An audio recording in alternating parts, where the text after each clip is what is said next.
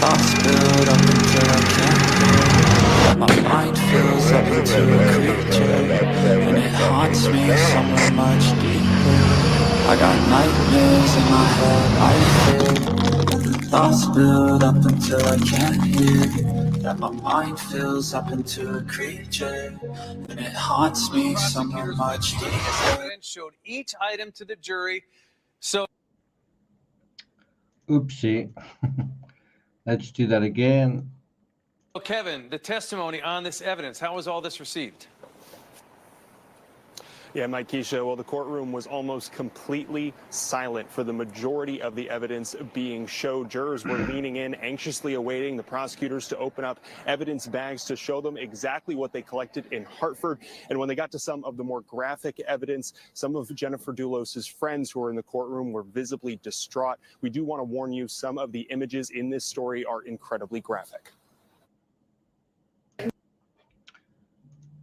Hi guys, welcome to day 9 of the trial. Obviously what you're just hearing here is from day 8, and there are a couple of evidence items we missed, such as there was what appears to be either a second pair of gloves or a third glove, and we thought that there were 2 ponchos. Well, there were 2 ponchos, and so we're just going to have a look at the items that were covered yesterday, and then we'll deal with today. Can you please point to where the shirt is cut? It's almost right down the center of the shirt. I'm going to play that again. Take note that there's a perforation or a hole in the right hand side of the shirt. In the right at the top. It's almost right down the center of the shirt. An emotional day of testimony for friends of Jennifer DULOS as prosecutors showcase evidence collected from Albany Avenue trash. So there also you can see a drain, although I don't think it's the drain that we are dealing with in this story. But there's the drain over there. Showcase evidence collected from Albany Avenue trash cans, where Fotis DULOS is seen discarding trash the night of Jennifer's disappearance. Was that how it appeared in 2019 on the garbage? It was. Sergeant Kevin Duggan was central to the collection and categorization of evidence back in May of 2019. His testimony Tuesday allowed a glimpse at what was recovered from Albany Avenue. That's a long sleeve striped shirt with blood-like substance on it that was seized from within that bag. And that was the back of the shirt. Bra and Vineyard Vine's shirt saturated with a... That is the front of the shirt. As you can see, there's a hole there, and it looks like there might be possible damage on this side as well. Blood-like substance presented to the jury, some of the most graphic evidence collected. Originally, I thought it was a clear plastic trash bag. I later identified it as a poncho. More evidence included 2 clear ponchos with what investigators called a blood-like substance on them. Also gloves, trash bags. So I don't know if you can see there, there's it looks like to me 1 glove, but it might be another pair over there. Sponge, zip ties, a razor blade, a mop handle, keys, and a towel investigators believe to be covered in a blood-like substance, and a stained white t-shirt. So what is missing from this evidence? And I would say the paper towel, that basically the blood. Where's really the blood here? You know, there's a lot of blood that was spilled. Was it soaked up in a sponge and flushed down a toilet or down a drain? Was it wiped up with paper towels? What happened to all the paper towel debris? What happened to that? Was it incinerated? Was it, because it's certainly not part of this garbage, right? Defense attorney John Schoenhorn reiterating the evidence shown in court isn't relevant to Michelle Troconis. We can go through each and every one of these items. The emphasis is that nothing that was in those bags will be shown to have had anything to do with Michelle Troconis or that she knew what was in any of those bags. And that essentially is the defense case. Can you prove a connection to my client, right? The other thing that I think is very interesting is the piece of paper which is dealt with today, where both Michelle and Fotis, how can I put this? They put down a twin alibi on like a scrap of paper. And you've got to ask yourself, if you were not an accessory to a murder, would you be putting together an alibi, right? And the answer might be yes. For example, if the police wanted to know what your movements were, the answer might be yes. I'm not sure if you'd need to write it down, but the answer might be yes. On the other hand, if someone had committed the murder and you hadn't, would you be putting down your movements and their movements falsely together? That's where I think it gets really interesting. And it's not as simple as your evidence is not necessarily there. Does that make sense? Okay, so we're going to go to the trial now, day 9, and we're going to look at the Raptor. We're going to look at the Raptor, the vehicle that was used to dispose of the garbage bags, the number plates, etc. So let's have a look at that. Just a quick hello to all of you guys. Yvette, Terry, Sharon, Mel, Little Black Chook. Good to see you guys here. Barbara Collins. The vehicle as we found it on July the 5th. Well, it wasn't, when you found it, it wasn't surrounded by these other vehicles, was I'm it? going to object, Your Honor. This is going beyond voir dire with respect to this photograph. Well, I'm objecting to the one photograph, Your Honor, because it obviously involves other matters that have yet to be testified about. So, Well, If the I may. testimony from the witness is that the photograph of the pickup truck is a photograph that accurately depicts what it looked like on July 5th. If the court understands what the testimony is. Yes, Your Honor. There's no reference to any other vehicle other than the Ford Raptor in the question posed by the state.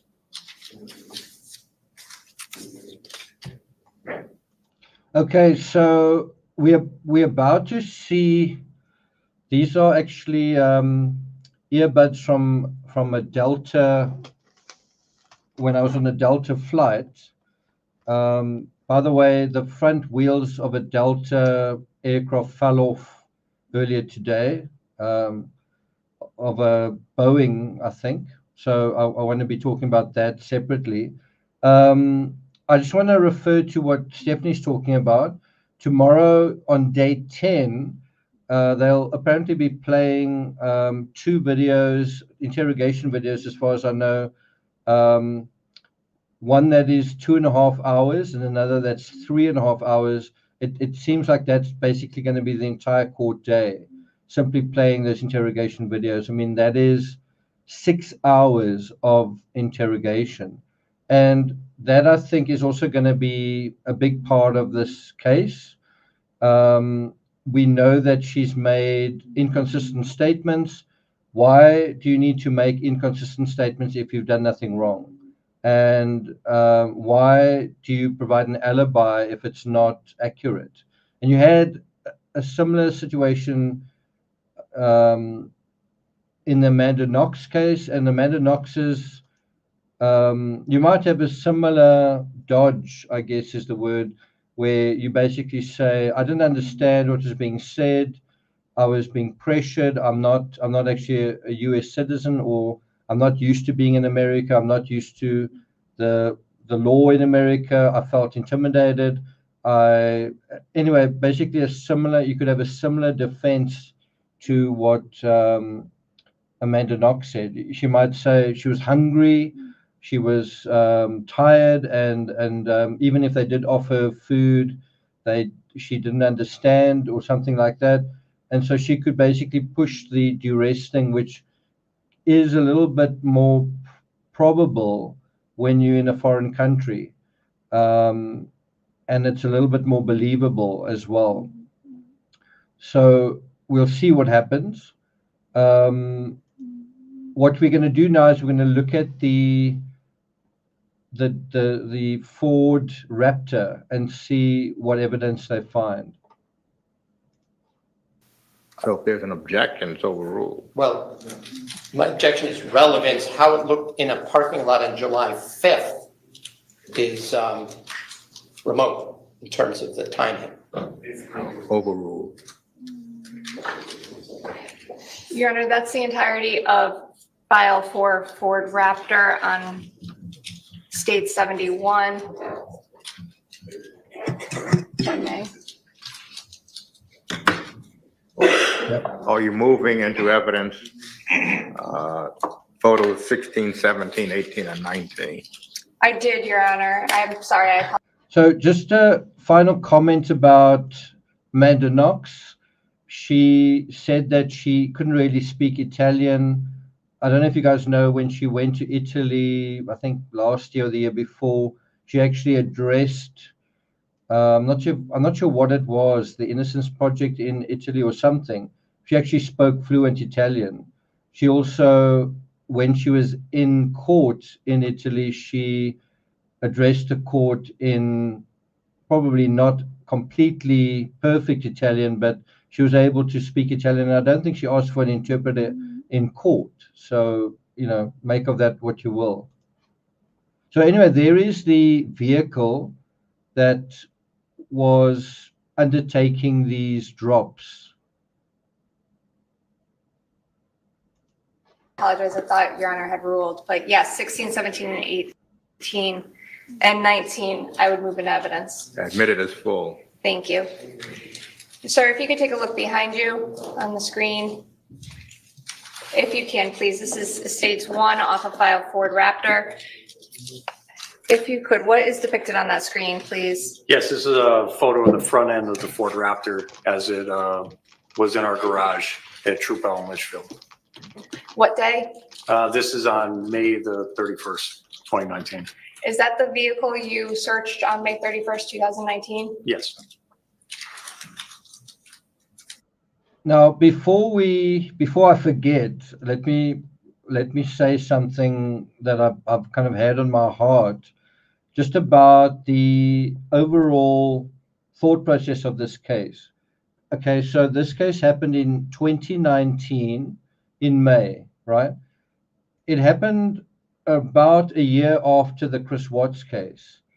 And the formula, I guess, for the Chris Watts case was, you may remember what he said, I arrived home and there was nothing. They'd vanished. No one was home. Remember him saying that.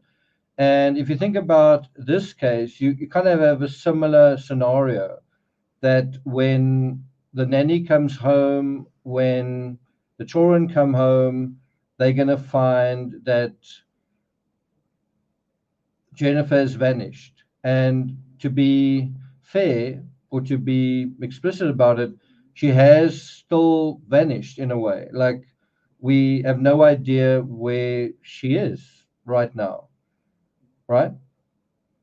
And so the difference between the Chris Watts case and this case is that someone did vanish and they've still vanished, right? The other difference is, in the Chris Watts case, the vanishing occurred in terms of a very kind of obvious thing where he goes to work, takes them with him, and then leaves. He disguises the removal of their bodies in an average workday. The difference between that case and this case is that Fotis hides away how he gets to the house by going there on a bicycle. It appears that that is what he did. And then he also hides how she leaves the house and how he leaves the house and what happens after that, through using a series of vehicles, right? And so what I'm trying to say is, it's the same idea as you make someone vanish, but then you hide the way that they vanish and the way that you get from wherever you are to their location, and from that location to wherever they're buried. So I wouldn't be surprised if FOTUS was aware of the Chris Watts case in some way, was already primed in terms of the dynamics taking place, and tried to improve on the Watts case. And I think you could argue that he did improve. And think about the other dynamics. The Chris Watts case, it involved someone with a mistress, involved someone who didn't want to get a divorce. And that's exactly what he was going through. He also had a mistress. He also didn't want to, well, at least he was going through real divorce procedures. But it is very interesting, the parallels, isn't it? Picture 2. That is the left side or driver's side of the Ford Raptor as it sat in the garage. Susan, welcome. Picture 3. That is the passenger side or right side of the Ford Raptor. And picture 4, sir. And that is the rear of the Ford Raptor. So just to deal with this this comment, what do you guys think? Do you agree that that she was killed elsewhere? Do you agree that she may have been killed elsewhere? The reason why I think that's unlikely is there's so much blood found at the scene, that there were 12 paper towels, 10 of which were apparently used.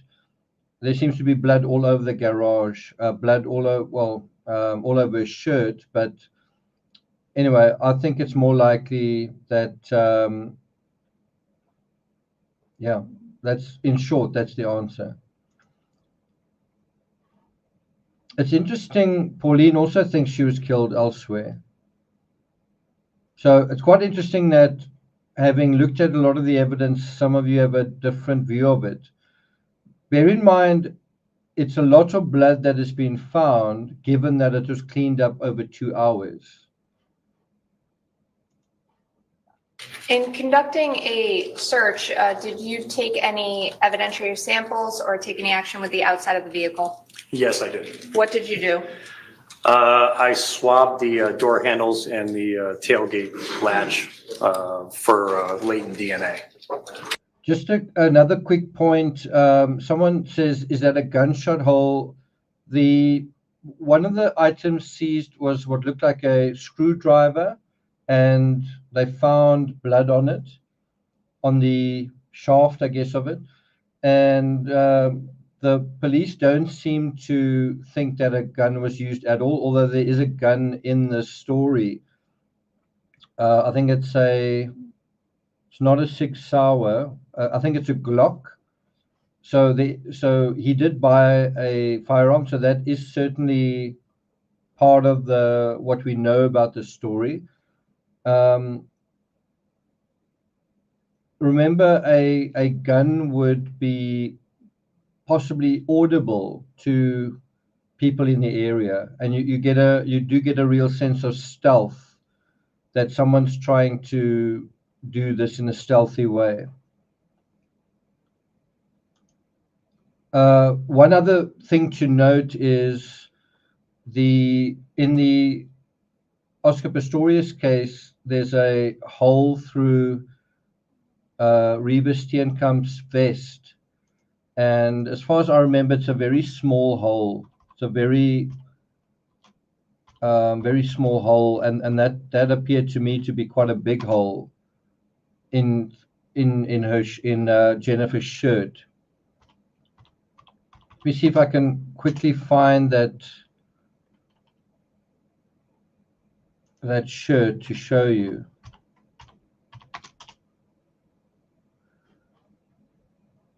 Well, I must say, when I look at it here, it's not that different.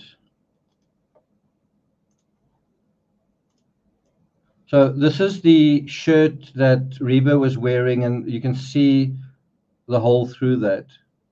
In fact, there's multiple holes. She was standing behind a door, so some of that might be wood fragments as well. But yeah, interesting thought on that. When you say swab, can you briefly explain what you mean by that, please? Yes, so we take 2 of those long handle Q-tips, we moisten them with sterile water, and then we rub them on the surface we want to sample. We then cap them, put them in a box, and then package them in an envelope, seal and label it. What areas did you swab on the outside of the truck? On the outside of the truck, I swabbed the exterior door handles and the tailgate latch. I'm going to show you 5 and 6. Sir, did you take any action with respect to the, I guess, trunk of the Ford Raptor? Yes, during processing, we examined this area for any trace or latent evidence. And then we sprayed a luminol solution in the bed of the truck in an effort to find any latent blood-like material. And with respect to the, say the luminol solution, Yes. if you briefly again can just explain what that means. So the luminol solution is a So before he describes that, what is very interesting in this case, in terms of legal strategy, is that in a way they seem to be prosecuting Fotis. They're trying to show his involvement. Bear in mind, there was never a murder trial. He died, right? So he took his own life. So you have a kind of a similar thing in the Laurie Vallow case, where there was very little known about when, where, and how Laurie's children were murdered. And so in a way to convince the jury of Laurie's overall involvement, they basically spoke repeatedly about the murder of Charles Vallow. And every time they did, the defense objected, but that was nevertheless a very good and useful analogy for what likely happened, all the circumstances, the texting, the changing of his name into some kind of zombie. The same thing happened with the kids. So what's quite interesting here is, in order to prove Michelle's potential involvement, they've kind of got to prove and show how the murder actually took place, if that makes sense. So it's kind of a very indirect way of making their case, which is quite unusual. search tool that we use to look for latent blood-like stains. So we get the prepackaged material from a forensic supply house. Comes with a bottle of Again, solution. I'm going to object, Your Honor. This was the subject of a separate motion regarding luminol and what he's explaining about it and what it does, and he's not an expert. We did have some testimony about that, and I object from a layperson explaining it. Well, as the court hears the Good point. testimony, the description of what luminol is not responsive to the state's question, so the court will strike that portion of the testimony. How he uses the substance is responsive to the state's testimony. Thank The you. discussion of the chemistry of the substance itself was not responsive to the state's question. Sir, I'll just ask it simply. How did you use luminol that day on May 31st, 2019? I mixed up a bottle of the solution, tested it on a known blood source, and then sprayed it in the bed of the truck. Why would you test it? Well, thanks so much, Karen. I must say, whenever I tweet or whatever, X, then you there. Thanks so much for that, Karen. Appreciate it. Stephanie, I get the feeling you've watched the trial today. I watched portions of it. Is the part where they go to the home that Fotis was staying at, is that is that sort of, is that a third into it? Like where we are right now is about a quarter into it. Is it about, oh, it's about over there, right? The question that this witness is trying to explain the science. The witness is explaining what the test is used for by the state police. Overruled. You can answer, sir.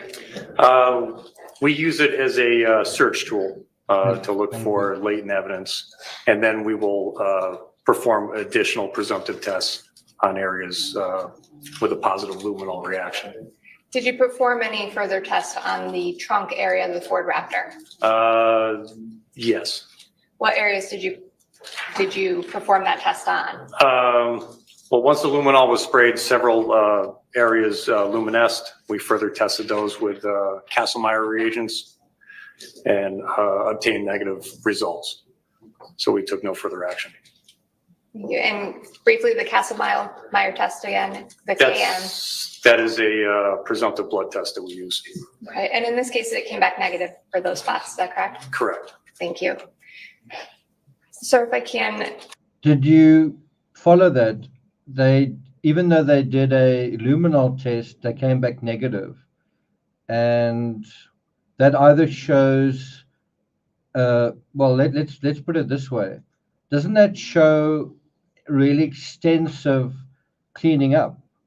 And if it does, and I'm speculating, doesn't that possibly mean that if you look at the way the crime scene was cleaned up in the Wells residence area, am I saying that right?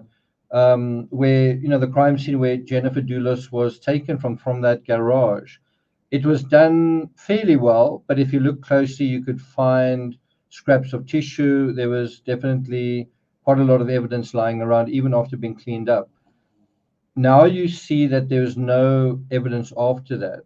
Now it could be that the truck was cleaned by taking the vehicle to be washed, or it could be someone else helping him clean that did a better job. The other thing that's quite interesting is, where did this vehicle, the Raptor, live? What was the residence of this vehicle? And where it kind of becomes interesting is where this vehicle lives the same place that Michelle would either work or sleep? In other words, does this vehicle link up to Michelle in some way? Bear in mind, she was actually in the vehicle during these drops. So it does seem to show that the vehicle is familiar with her and she's familiar with the vehicle. And so if you go away from that scene, where does it take you? Behind you, take a look at picture 7. Did you take any action with respect to the door? Yes, this door during processing was also sprayed with luminol solution. Did you utilize the same process that you testified to just recently? Yes. Did you get a result? Yes, there was a positive result. In what area? Again, Your Honor, I'm just going to. So there you have it. I must say I'm not surprised at that. They didn't find any positive traces for potential blood in the back. I must say, from that angle, you can see the vehicle hasn't been cleaned in a. It's possible it was cleaned and then it got dirtied afterwards, but I'm not really surprised that they found blood traces inside. Even if it was cleaned, it would be difficult to get rid of absolutely everything. Ask the court to note my objection to this. I thought this was the Moody issue that we had discussed, but. Well, concerning, are you offering essentially a running objection on the use of the It is a very slow-paced trial, and apparently it's due to go on for quite a long time. It certainly, in terms of the legal aspect, is quite unusual. But what's also slowing the trial down is this defense attorney who objects to seemingly everything. Yeah, it was we obtained a positive result in the area of the armrest below the door handle. Did you take any steps after you received that result? Yes, we tested the area. Okay, just to comment on this, they said how they met. They seemed to meet through the fact that he was water skiing. She would also water ski. She was an ESPN reporter, and he was a top level skier, like world class, and she was an ESPN reporter. So I hope that answers your question. Thanks a lot, Susan. Thank you. Be heard at a later date or a later time. There's no prejudice to your client, as the court understands it. There's no unfair prejudice through this testimony overruled.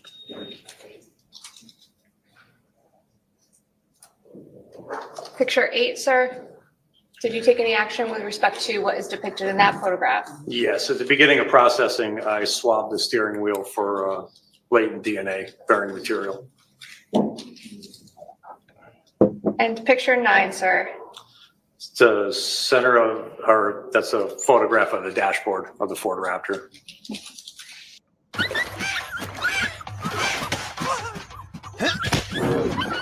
Sorry about that. Probably need to get the ads-free version, especially if you're going to do these long things. The area I spoke about before, there was an area of interest after processing the inside of the door with luminol. That area tested negative when tested with the Castlemeyer reagents. However, we took a sample of the area for evidentiary purposes to find out what exactly that substance was. And does this photograph document the place of that sample? Yes. Did you give it an exhibit number? I did. It was exhibit 134. Thank you. Okay, so, well, my heart was just starting to beat a little bit quicker there. If that had been a positive for blood, and it apparently wasn't, that was right in front of Michelle, where Michelle was sitting in the vehicle. So that would have been quite strong evidence had that been positive. Photograph 11. Thank you, Christine. This was taken during the inventory procedure. With respect to the inventory procedure, sir, was any item seized for evidentiary value with respect to the inventory? Not on the 31st. Now, what was taken out of the vehicle? Was well, I'll repeat that, that's a bad question. Sir, do you see the screen on picture 11? There's the mat. Yes. What would you call that? I would describe that as a WeatherTech floor liner. And then adjacent to that is, it looks like a factory floor mat from a Ford F-150. And picture 12, do you see the gloves in the center of the photograph, sir? Yes. Were those taken out of the vehicle? They were during the inventory process. Where were they found in the vehicle? They were under the left front seat, or the driver's seat. That's interesting. So I must say, those do look like the gloves that were also shown in the evidence photos. From what I can remember and what I understand, the one pair of gloves looked to me like cycling gloves, sort of cut-off gloves. I'm not sure if those were definitely linked, but anyway, even if they weren't cut-off gloves, they really did look like cycling gloves. They've got I think they had a Fox logo on them, and that's well-known cycling and also motorcycling brand. And And then it looked like these gloves as well.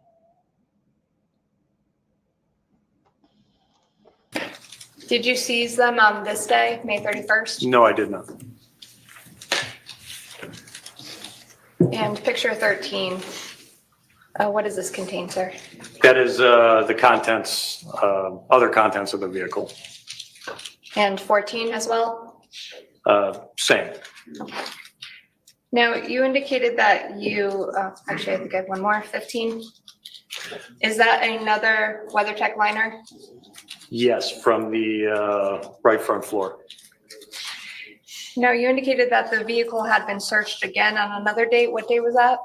That was July the 5th, 2019. Where? Remember, a liner was removed and placed next to a garbage can. As far as I know, it's from the Chevy Suburban, right? It's not from the Ford Raptor. Where was the vehicle Thanks, located Sharon. on July 5th, Thank you. 2019? That was in the impound lot at Trupel and Litchfield. After it left the headquarters, or what do you call that, the garage? Yes, the garage. It's approximately 100 feet away from the impound lot. How did it get from the garage to the impound lot? I believe we drove it. Is the impound lot contained within the Troop L headquarters? Yes, it's on the property.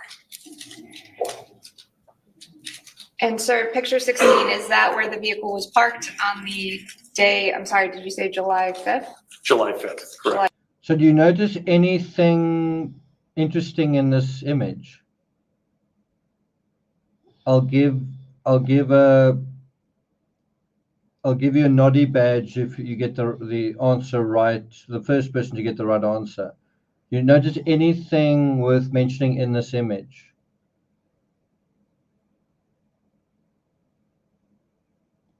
So far, I'm not seeing it. No. No. Wow, I'm surprised, guys. I'm surprised. What are you not seeing? No.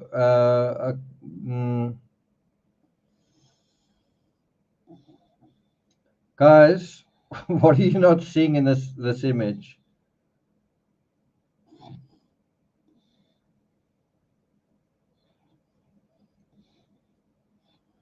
Come on, it's obvious. It's not a small thing.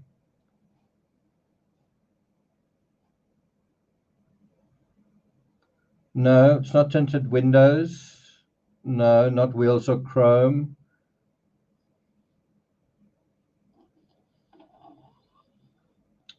I don't want to have to tell you guys what it is. It's two black trucks. No.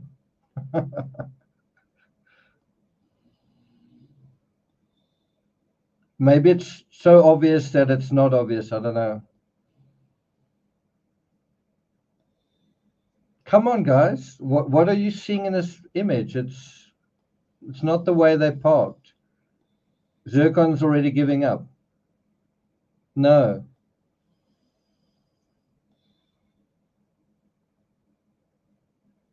Okay, so what it is here's a Toyota Tacoma, a red Toyota Tacoma, which is part of the thing that we're talking about, right? It does look like there are seats in the back of it. As far as I can see, that's the Ford Raptor. And so, yeah, the Ford Raptor is parked right next to the Toyota Tacoma. But what we really want to be explicit about is, here is the Toyota Tacoma, which is seems to have been used to transfer the human remains, right? Right? That's what we need to be paying attention to in this image. The fact that this vehicle, the red Toyota Tacoma, which is not his vehicle, is parked right next to his vehicle, this vehicle. Was that where the vehicle was parked? Yes. And is that what it looked like prior to conducting that second search? Yes. Did you That's obtain a search also warrant a for good that? point to make. I did not, but other members of the Western District Major Crime Squad did. Well, what were you searching for that day? Specifically, we were going to seize an Adidas ball cap and those black and yellow gloves. How would you conduct a search when you were searching solely for those two items? We would take overall photographs. We would go in and seize the items and then take further identification photographs prior to final packaging. Did you wear protective gear? We wore gloves. Who were you with on that day? Detective Pierston and maybe another member of the Major Crime Squad. Did you move the car did you move the car that day to get into the car and search it? I don't believe so. Picture 17, sir. Are the gloves shown inside that vehicle? Yes, they're visible on the left rear floorboard. By the way, after you had done the search and pulled.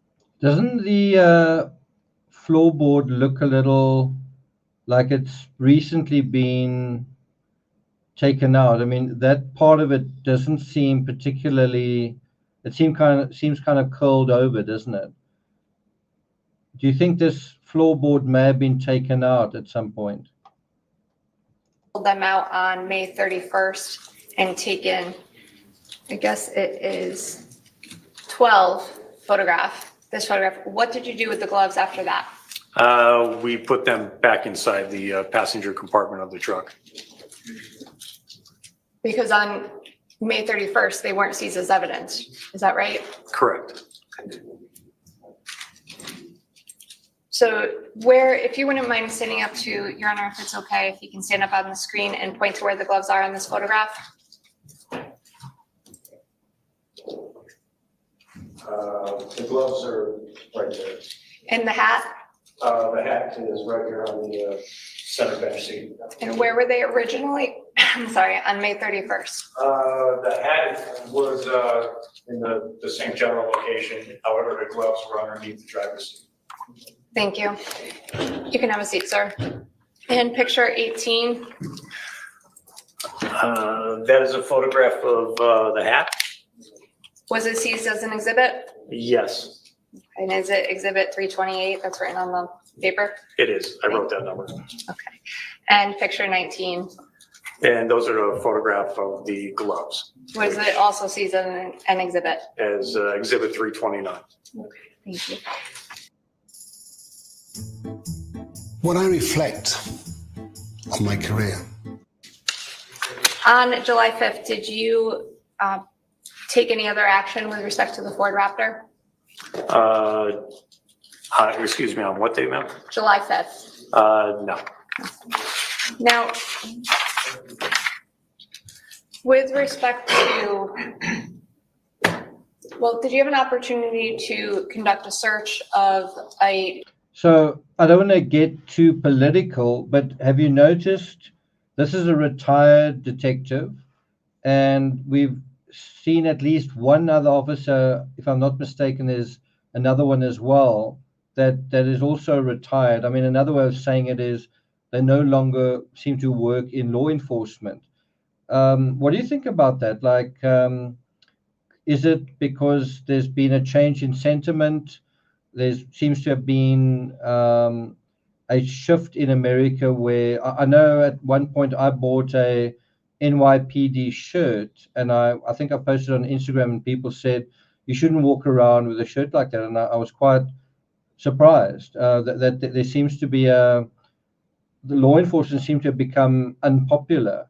And so do you think that has played into why some of these individuals have stopped working as law enforcement officers? Thanks a lot, Liesel. Thank you. I did see your post about your father. Jeep Cherokee owned by DULOS. Yes. When did you do that? We did that on June the 6th of 2019. Overruled. File Jeep Cherokee.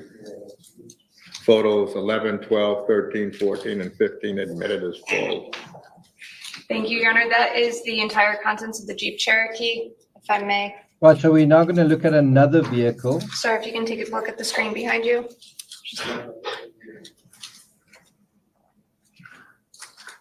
Picture 1, sir.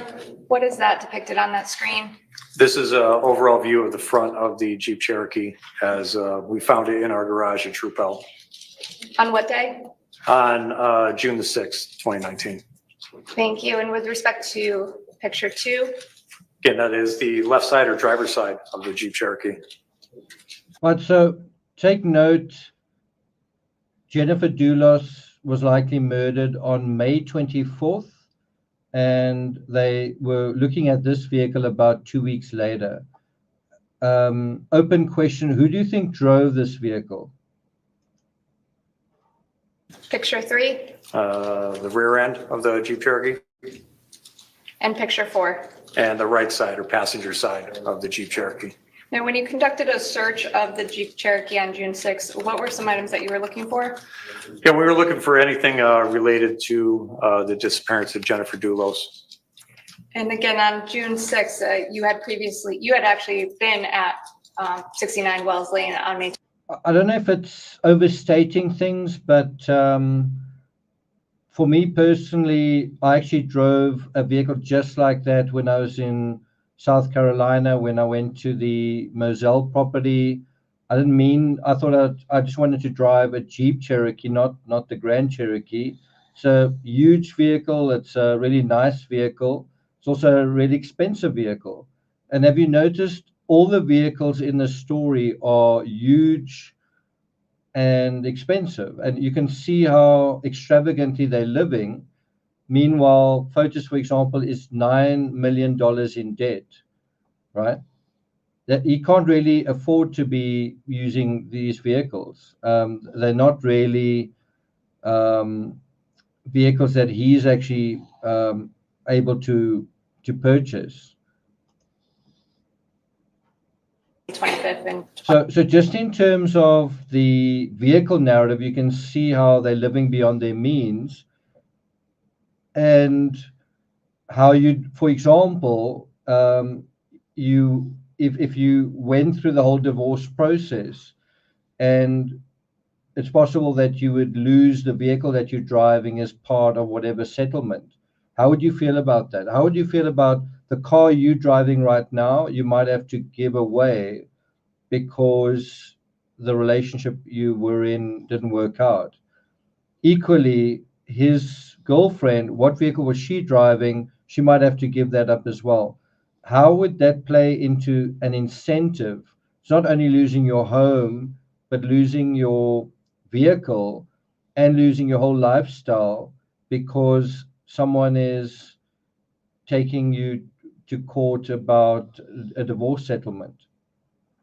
27th and examine the scene there. Are you correct? Yes. Okay. What day did you search? You also searched a Chevy Suburban owned by Jennifer DULOS. I think it's a 2017. What day was that? Excuse me. Can you- What day did you search or process a 2017 Chevy Suburban? We processed Jennifer DULOS' Suburban on the 28th of May. And with respect to a Range Rover? The Range Rover That's we the did answer. at the scene on the 27th. And the reason why I mentioned it is because the red Toyota Tacoma is very central to the commission of the crime and the removal, disposal, distribution, and covering up of evidence. So it's an important part of the aftermath of this crime. And the Ford Raptor, what day was the Ford Raptor? That was on the 31st of May. So this would be the 6th of June, is that correct? Correct. Picture 5, sir, what is that? That's the interior side of the driver's door. Now, did you take any swabbings or take anything as an exhibit with respect to the interior of the vehicle? I don't recall doing that, ma'am. We didn't seize anything from the vehicle. With respect to the outside of the vehicle, did you take any swabbings or seize anything as an exhibit? No. Did you document the vehicle in the state you have found it in? How to start with 4,000.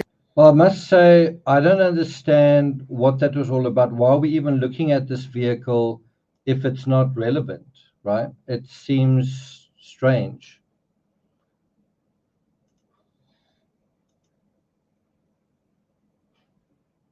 Photo of the inside of the front passenger compartment that was taken at the, it appears to be the completion of processing. And 7. Let me just ask Stephanie. Stephanie, have you watched this section of the footage? Did they find any evidence in the Jeep Grand Cherokee? Photo of the steering wheel and dashboard of the Jeep. And 8. Again, the front passenger compartment of the Jeep Cherokee. Now, did you go through the trunk in the cargo area? Yes. Picture 9, sir, is that what the cargo area looked like on June 6, 2019? Yes. Did you seize any of those items contained in that photograph as evidence? No. And 10? Again, it's a medium or close-up view of the contents of the rear cargo area. So that's the question. Who drove this vehicle? I must say that the contents you see there doesn't appear to be, I mean, it appears to be kind of construction related. That looks like a drill. And one does wonder, I'm sorry to say this, but one does wonder, was something like that used for dismemberment? I'm not sure if that is an angle grinder. What did I call it? What does Stephanie say? Okay. Yeah, no, it's understandable because it just, some stuff is entered that doesn't seem particularly relevant. Do you see what's in this vehicle? There's, look at all those paper towels, right? You see that in the background there? Is that a white t-shirt over there? What is that? What were some of the contents of the rear cargo area? It was construction equipment or contractor's tools, package of paper towels. I suppose you could argue that because Michelle worked for Fotis, she would likely have certain construction-related paraphernalia in her vehicle as well, right?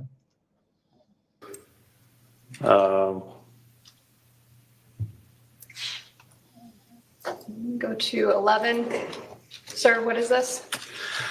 And that's the contents of the rear cargo area laid out during the inventory.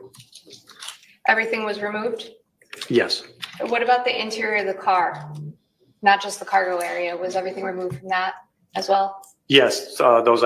So let's try and do a quick count of the vehicles in the story. So let's have a look. The Chevy Suburban, black Chevy Suburban, that belonged to Jennifer, and that she and his bicycle were likely taken from the scene in that vehicle, just dropped it in the forest. The second vehicle that had some blood evidence on the front grille was the Range Rover, also a black vehicle. The third vehicle that, although it's not chronologically, I don't think the next vehicle is the black Ford Raptor. But chronologically, I think the vehicle that did the transfer from the black Chevy Suburban was the red Toyota Tacoma. That's 4, right?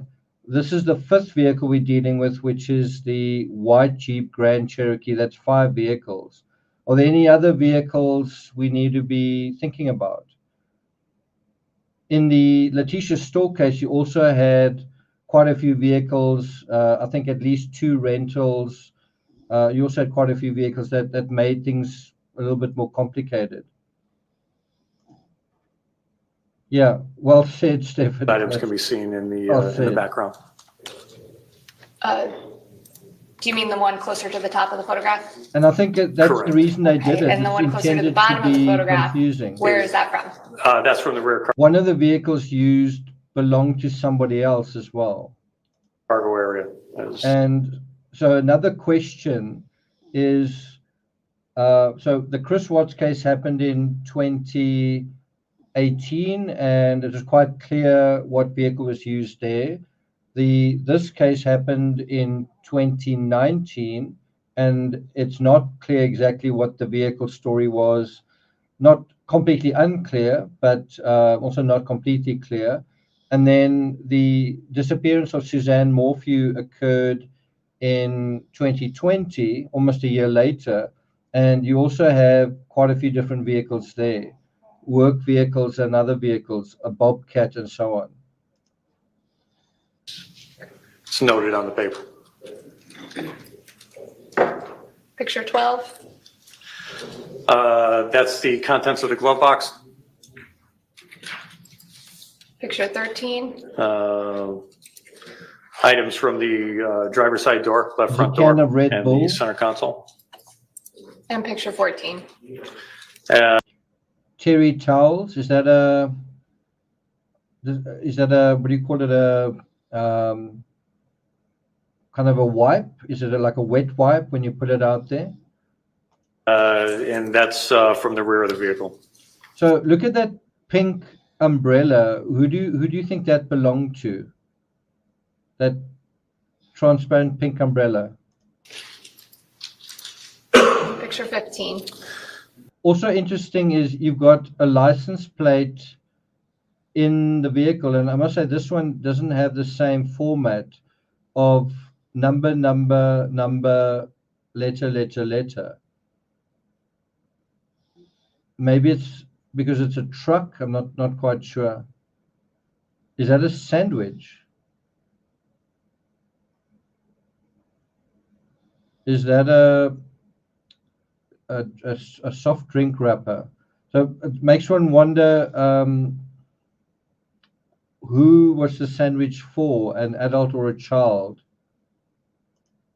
Items, again, from the glove compartment and the right front floor and right front seat. Erica, welcome.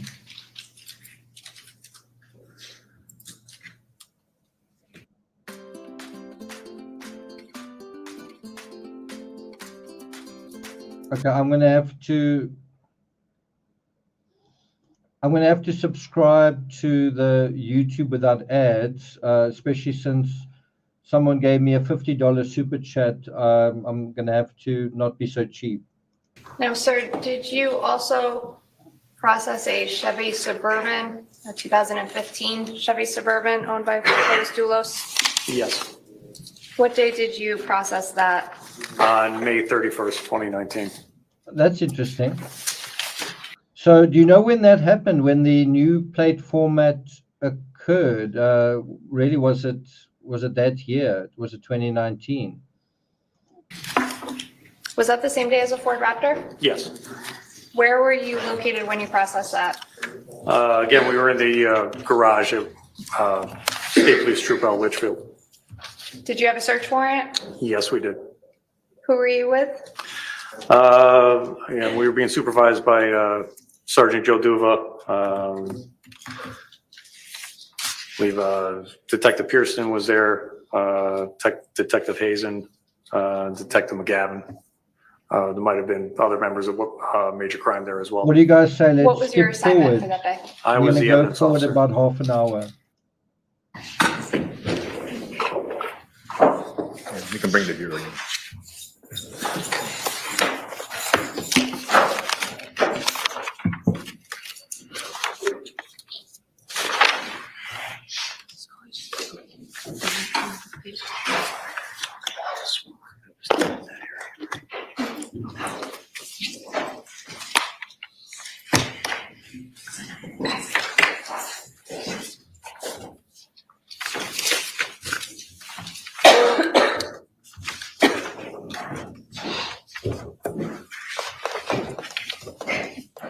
So that particular view of Michelle Draconis reminds me a little bit of Jodi Arias. Jodi Arias would also sometimes wear these sorts of sweaters and also wear glasses. And she kind of looked like a librarian when Jodi Arias was on trial. Now, you can see the woman on her left isn't wearing glasses. And let's just see whether John is. Is John wearing glasses? The attorney on her right. So of these three individuals, the only one that's wearing glasses and sort of dressed the way that she is Michelle Troconis. Do you think that's by accident? And the impression that they're trying to create is someone who's very kind of quiet and nerdy and harmless, basically, right? And do you think this is Michelle's best look? When Michelle was giving interviews with ESPN, do you think she wore those glasses? When Michelle Troconis water skied, do you think she wore those glasses? When she did her polo on horses, do you think she wore those glasses? When she snow skied with her daughter, do you think she wore those glasses? When she went out on a dinner date with Fotis, do you think she wore those glasses? Do you think she dressed the way that she's dressed here? So I want to see if I can just juxtapose Jodi Arias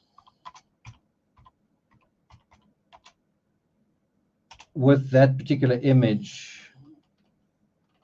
So there are some photos of Jodi in like prison garb, but yeah, so here's the one that comes to mind. You can see I've got quite a visual memory.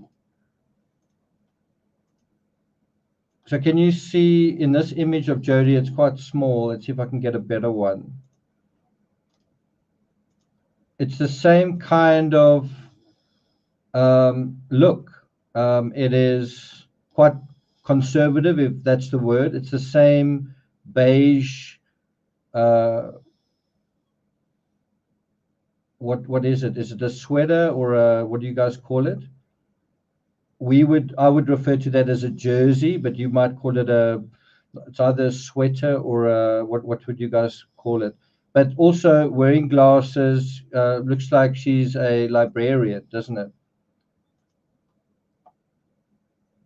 Preppy tennis sweater. Okay. A pullover, right? But can you see it's a very similar look? Someone who seems very passive, very harmless, someone who enjoys reading and would never commit a murder, right? So it really is interesting, the whole beige jumper look with glasses.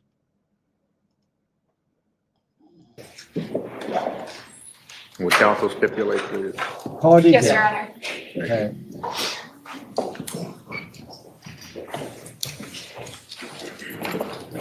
Yeah, that's the vibe they're going for. Sorry, that's the vibe they're going for.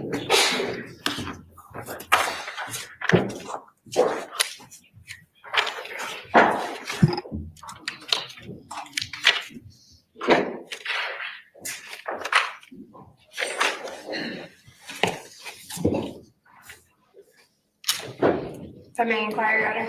Thank you. So just FYI, we're now going to continue looking at vehicles, but we're also going to go to the residence that Fotis shared with Michelle.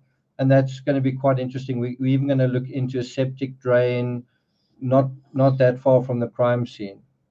I believe we left off at the break. May I inquire the court with respect to State 71 file labeled Chevy Suburban? Did the court admit that as a full? Yes. Thank you, sir. I'm going to have you Thanks take a a lot, look Wendy. Thank you. at the screen behind you.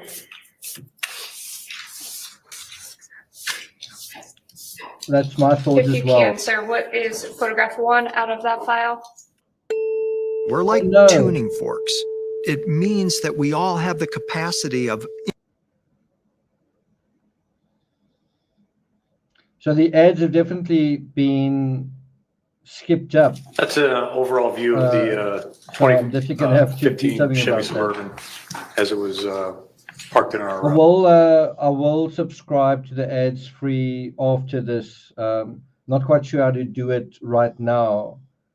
Anyone know how to actually do it? I've never done it before, to be honest. How do you get ads-free YouTube? I feel like I must do it now. Ads-free YouTube.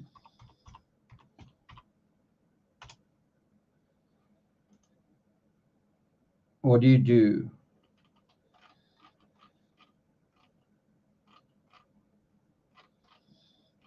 I don't want to watch a video on it. I just want a short little.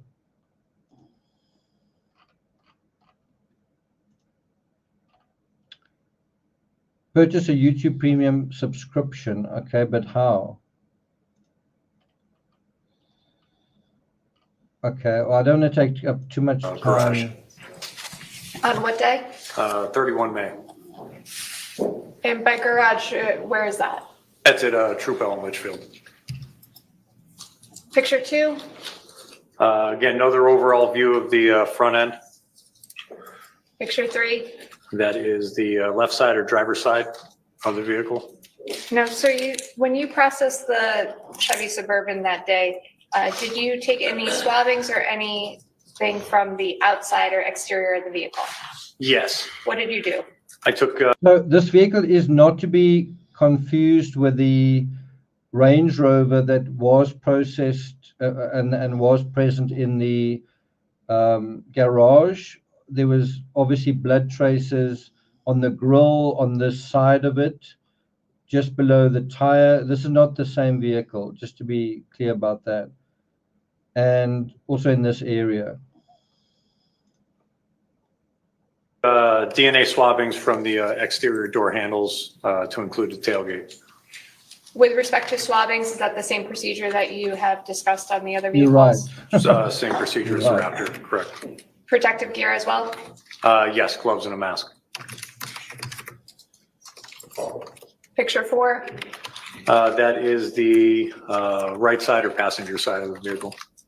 Does this photograph also show where you took swabbings from the exterior of the vehicle? Yes, those two exterior handles. The door handles, the front and the passenger? Yes. Picture 5?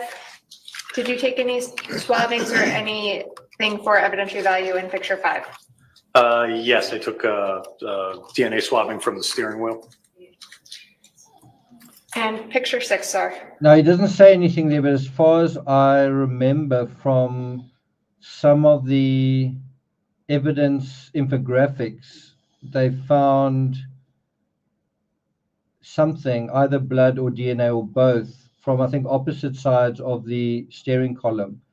We'll see if that's, I'm not sure if I'm confusing that now with the Lacey Peterson case. I might be. What does that picture contain? That is a photo of the compartment that was underneath the floor of the cargo area. Did you take any swabbings or evidentiary samples with respect to the compartment underneath the floor? No. Picture 7. That is a picture of the rear cargo area of the Chevy Suburban. Now, that kind of looks like the size of the mat that was removed, doesn't it? And with respect to the flooring of the rear cargo area, what is that? That is a WeatherTech floor liner. Sir, I have a question about the liner. It's different colors in different areas. Why is that? Objection? How would he know? Well, If you know. Unless he did it. Sorry, I'm just a little bit curious. What is $60 a month? Don't tell me getting ads-free YouTube is $60 a month.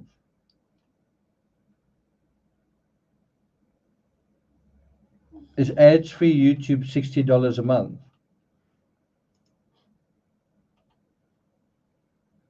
well, that may be what the testimony is, so the court is going to overrule the objection. Well, I would ask for a foundation question then, because if he didn't do it, then I would object for that reason. That's crazy, wow. I can ask a foundation question, Your Honor, if it's easier.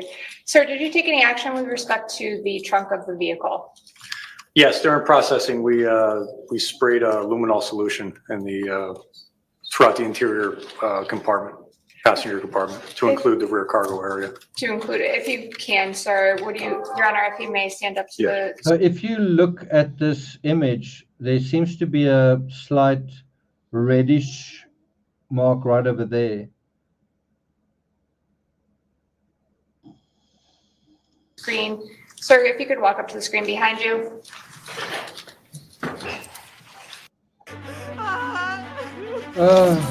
This is getting really bad. Sorry, guys.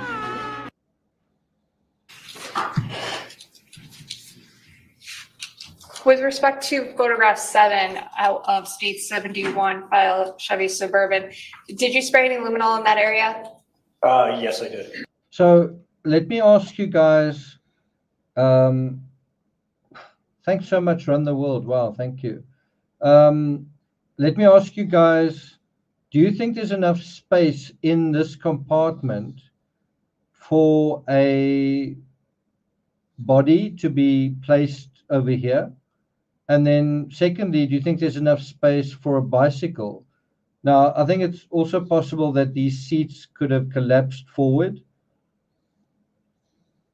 But do you think what you're seeing there, can you see it's a kind of a, what's the word? It's almost a triangular shape over here. What do you think was placed in this particular area? Then it seems like there's something that was placed there and then something over there as well, right? And obviously I'm speculating, but you've got to try and imagine, join the dots. What's possible is that Jennifer, I believe she was attacked and killed in the garage, not that she was transferred somewhere else. I believe that the zip ties were part of possibly torturing her, but it could also just be holding her limbs together post-mortem. But you can imagine that she was placed over here in the vehicle, and a lot of the blood evidence, the paper towels that were soaked in blood, the other towels soaked in blood may have been in black garbage bags placed over here in front of concealing the body, and then a bicycle on the top. You could have had a situation like that. Where did you spray? On the floor liner, on the walls, on the back of the seat, the carpet. So if that speculation is true or accurate or going in the right direction, would you expect there to be some kind of blood evidence in this particular area? And if there is, would you expect a little blood evidence or quite a lot? Seat back. What was the purpose of doing that? It was Objection, asked and answered. Well, I don't think it was, Your Honor, with respect to this well, this piece of evidence. concerning the reason the luminol was sprayed concerning this photograph, that has not been asked and answered. Overruled. Sir, why did you spray the luminol in that area? We were searching for areas containing latent blood-like material. I must say the judge does sound like Morgan Freeman.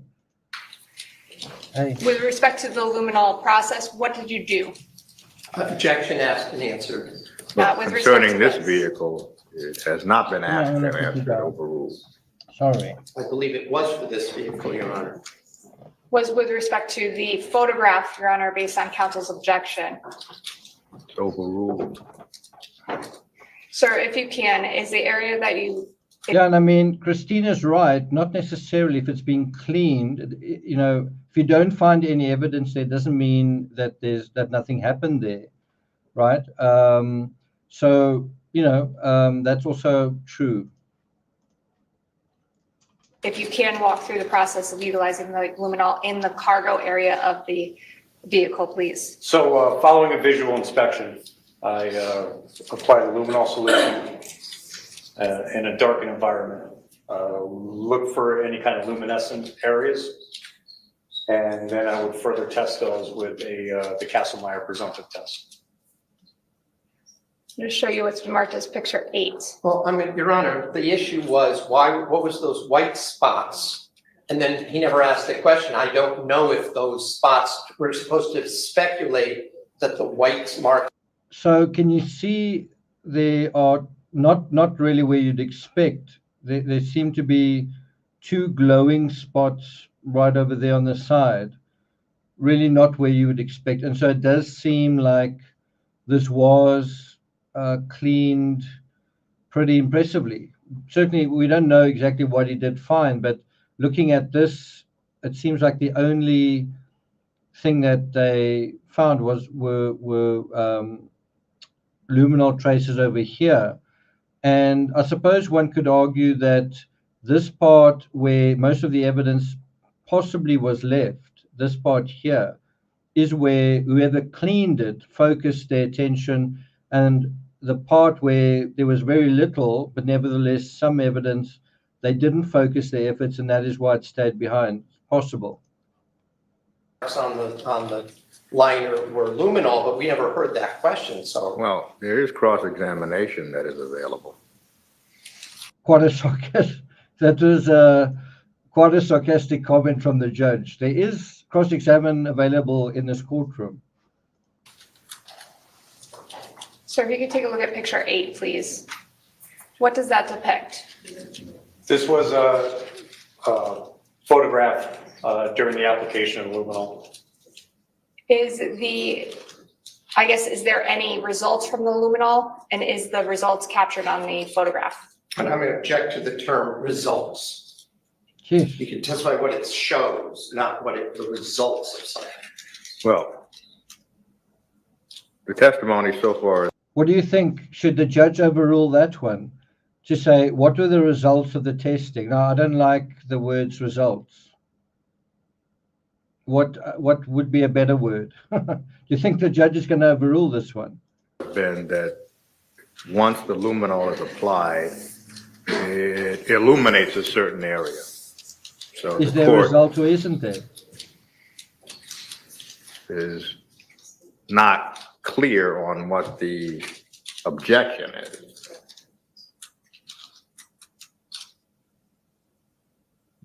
If the objection is, how does luminol interact with whatever substances? Now, I have to say, you may feel irritated by the defense, and you may feel that it's pointless and whatever, but I have to say, sitting in on the Caitlin Armstrong trial, first of all, I couldn't believe what the defense came up with, and secondly, there seemed to be not very much happening in their corner. And so you've kind of got to also ponder. I would say Michelle Troconis is getting her money's worth in terms of this attorney, whereas I don't know if I would say the same about Caitlin Armstrong. What they ultimately came up with wasn't a very strong defense, in my opinion. But also the overall thing going on in court, there really wasn't much action or objections from them.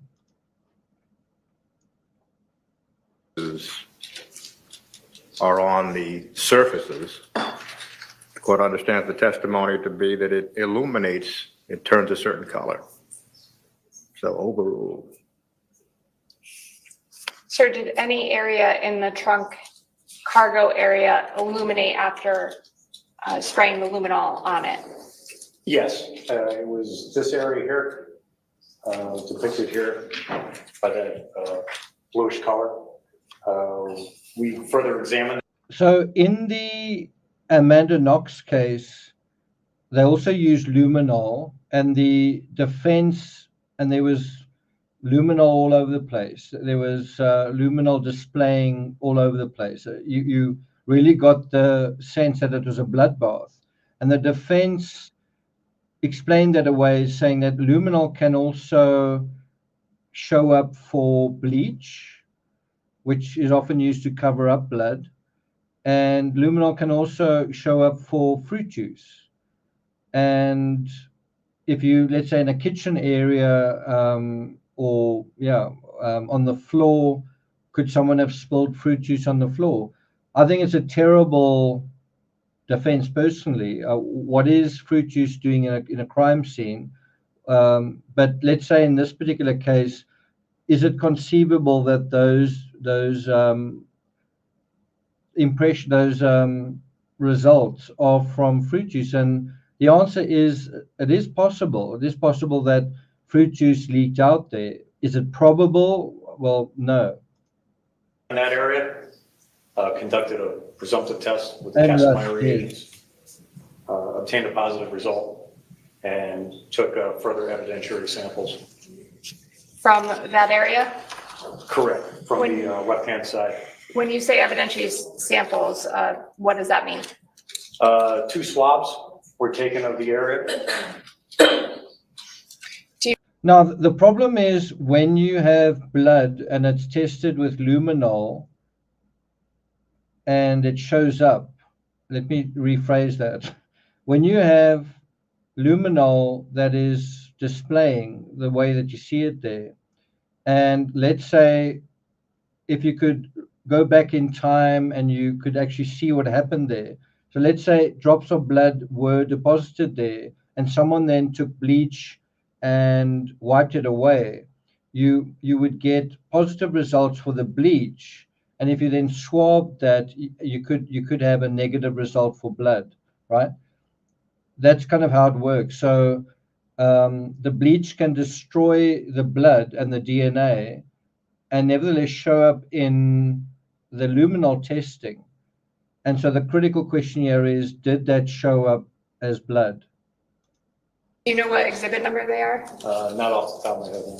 Would it refresh your recollection to take a look at your report? Yes.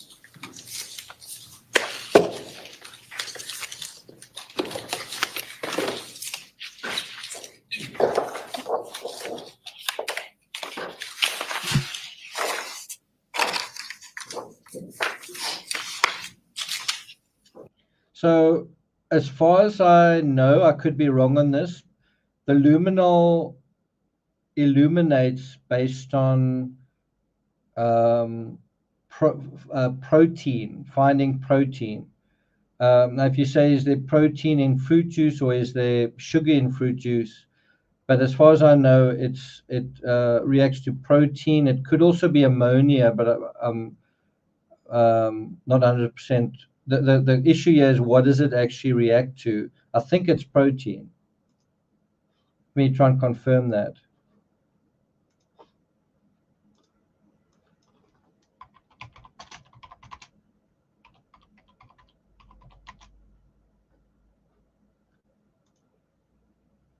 Is it not playing? Sorry. Oh, it reacts with iron. Okay. Do you recall what exhibit that swabbing was, sir? Yes, we seized that as exhibit 144. Is there iron in fruit juice? Did you take any further action with respect to the So just to be clear,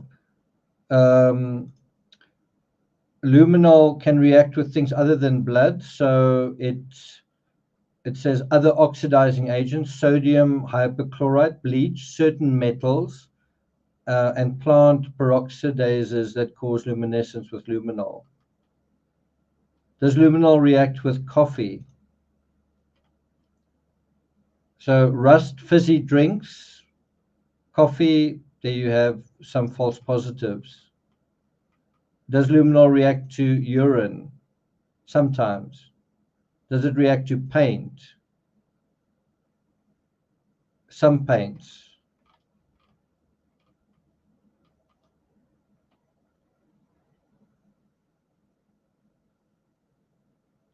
How many years can luminol detect blood?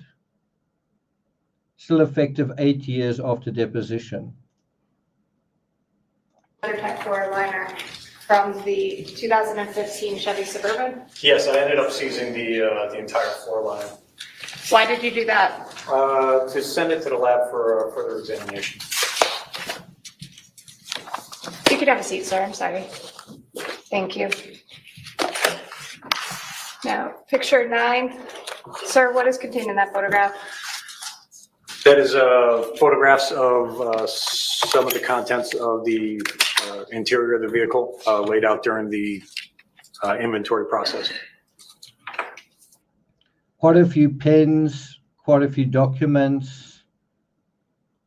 Not quite sure what that is. It seems like a strap of some kind. A couple of coins. Not sure what that is or what that is. Picture 10. There's another umbrella. Remember, we saw a pink umbrella in the one vehicle. That is, I think, for ice on the windows, isn't it? Again, more contents from the inside of the vehicle. And picture 11. Again, contents from the inside of the vehicle, to include that WeatherTech floor liner. And the WeatherTech liner, is that what is contained on the left side of that photograph? Yes. Thank you. Now, Okay, so I've got a question. The floor lining that was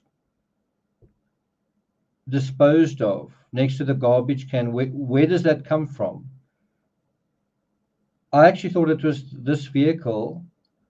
I suppose it could be the Toyota Tacoma, but I've got to say I'm a little bit unclear now where it doesn't come from the Ford Raptor. So where does it come from? sir, did you also have an opportunity to conduct a search of 585 Deer Cliff in Avon? Yes. What is 585 Deer Cliff? 585 Deer Cliff is a house on a piece of property owned by the Ford Group. It's the house was, as we found it, in a state of disrepair, was unoccupied. What day did you go there? So this is where it gets quite interesting. So where we're going now is to the Ford Group. Did they find any evidence there? And that is certainly one area that starts to bring Michelle certainly more into focus. It is where she worked with photos, right? And so what I would be interested in is, did they look at her desk? Did they look at the drawers in her desk? Did they look at perhaps the kitchen area? Did they look at what was on her computer? We went there on June the 4th. Did you have a search warrant? Yes, we did. And you say we, who was with you? So Detective Downs, Detective Hazen, Sergeant Duva, other members of the Western District Major Crime Squad, and we also had some state police canine teams with us as well. What was the purpose of going to 585 Deer Cliff in Avon? We were searching for Jennifer DULOS and any evidence related to her disappearance. So you can understand why they would take even dogs to the Ford Group site. It's a property that is controlled, owned, accessed by Fotis DULOS. And so that's one area they need to check out for. Possibly, was somebody buried there? Was somebody, or there's some human remains, evidence of human remains on this property? It does make sense to go there. That probably is the best first alternative to the woods and Jennifer's home and that sort of area.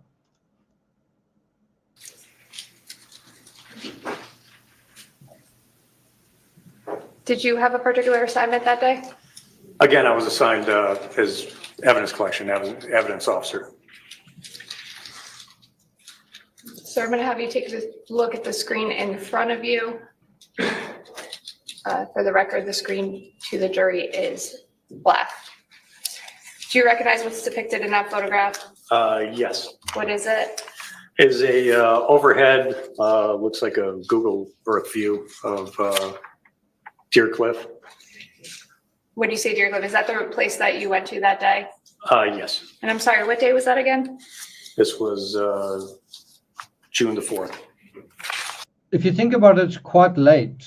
It's not the next day. It's more, it seems like more than a week later, they go to that property. And you can imagine if there was anything lying around, there was plenty of opportunity to pick it up.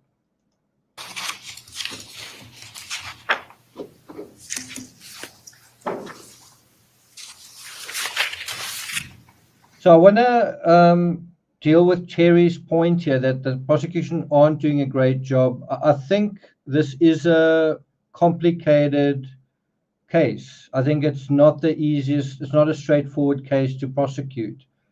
In a weird way, they've got to paint this very wide portrait in a lot of detail in order for the detail to crystallize into something where you're going to begin to intuit things like a motive and someone's involvement. So it's quite a subtle case, and that is quite unusual. I don't know if the prosecution can be faulted with the way that they're doing it. I think there are certainly ways that they could do this more clearly and more effectively, but it isn't the easiest case. Bear in mind the fact that her body is still missing makes it the degree of difficulty even harder as well. And I'm going to show you picture 2. Have a moment, counsel.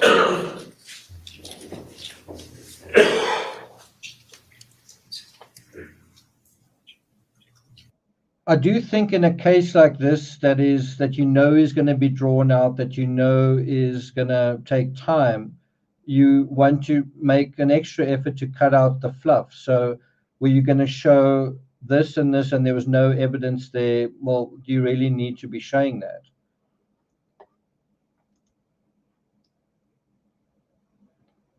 Kami says it's only $12 a month. Okay, that's affordable. Thank you. Sir, picture 1, if you wouldn't mind standing up and going to the screen behind you. Is 585 Deer Cliff reflected on that map? Yes. If you could point it out, please. It's in the upper center portion of the image marked with. Right, so we're dealing with the officers of the Ford Group, which is the construction company that Fotis managed. Not very well. It wasn't really very profitable. He constantly needed loans. And also where Michelle Troconis, his mistress, worked. That red marker. Is Deer Cliff Road on that map as well? Deer Cliff Road can be seen here, running north-south. What about Jefferson Crossing? Jefferson Crossing is down here at the bottom. And 4 Jefferson Crossing? 4 Jefferson Crossing is at the bottom edge of the photograph. Thank you. You can have a seat, sir. Photograph 2, what does that depict? That is a photo of the base of the driveway at 585 Deer Cliff. Does this appear exactly like you saw it on June 4th, 2019? Yes. With the for sale sign? Correct. Could you describe the house, please, or the property?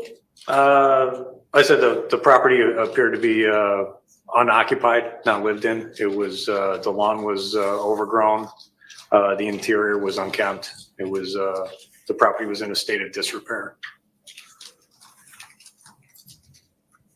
Picture 3, sir, what is depicted there? That's a photo of 585 Deer Cliff. That's the front of the property. And would you say the lawn was overgrown? Do you mean this at the bottom left-hand corner? Yes. Was that around the entire property? Yes. Picture 4? That's the front of the residence. Am I right about that? Is this the property where they used as an office? It's not, I'm feeling like I'm not recognizing it. And picture 5, sir. That's a photograph of the garage door. Were you able to get into the garage? Yes, the garage was unlocked.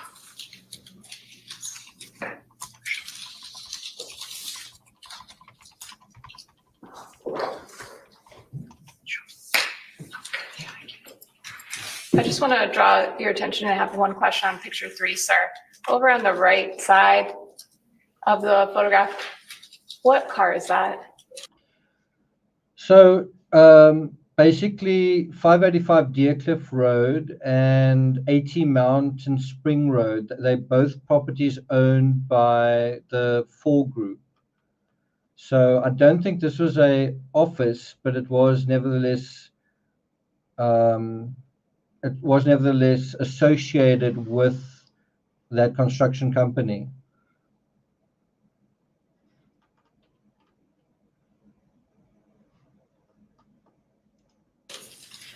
That's our major crime van. Okay. So every time you say the van, is that what you're talking about? That's the van. That's the van. Okay. Picture 6. That's a photo of the door on the front side of the house that we used to access to a residence. Was it locked? We found it open. And picture 7, sir. What is that? That's the interior of the garage at Deercliff. What was contained within that garage?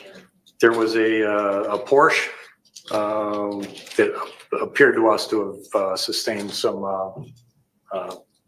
collision damage. And there was also a lot of contractor supplies, doors, insulation, things like that. Were you able to enter that garage? We were. We've removed a lot of the material until we could actually go in and search that garage. Did you search the garage? Yes. So if we add this Porsche, then it's, how many vehicles did we say? Was it 6? Now there's 7 vehicles. Let's just do a quick count again.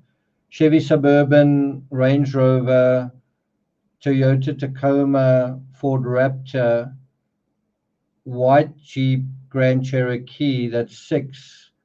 And this Porsche, that's, that's 6. Isn't there a 7th vehicle? I've just confused myself now. Let me do that again, just without doing it verbally. So it's Chevy.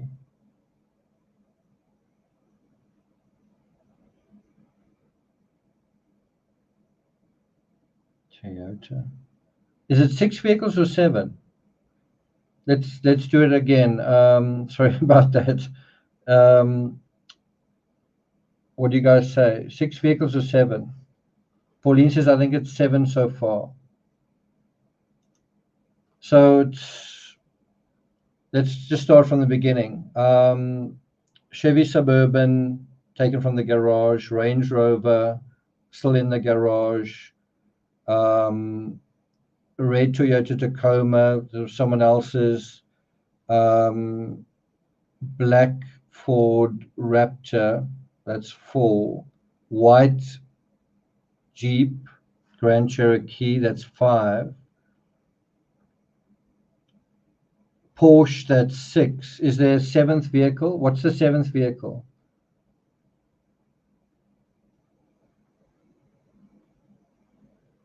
Is there a Mini Cooper?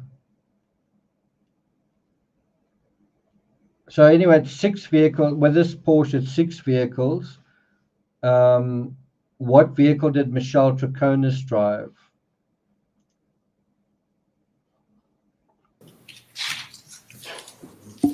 So that was just an example of confirmation bias where in my mind, I'm thinking 7. When I'm actually counting it out, I'm counting 6 and I'm saying, well, the 6 must be wrong. That's confirmation bias. Sir, what is contained on picture 7? That is some of the items we found in the garage. In the lower right-hand corner, sir, what is this? If you can see my cursor. That's the front end of the Porsche. We saw the back end in the previous photograph. This is the front end.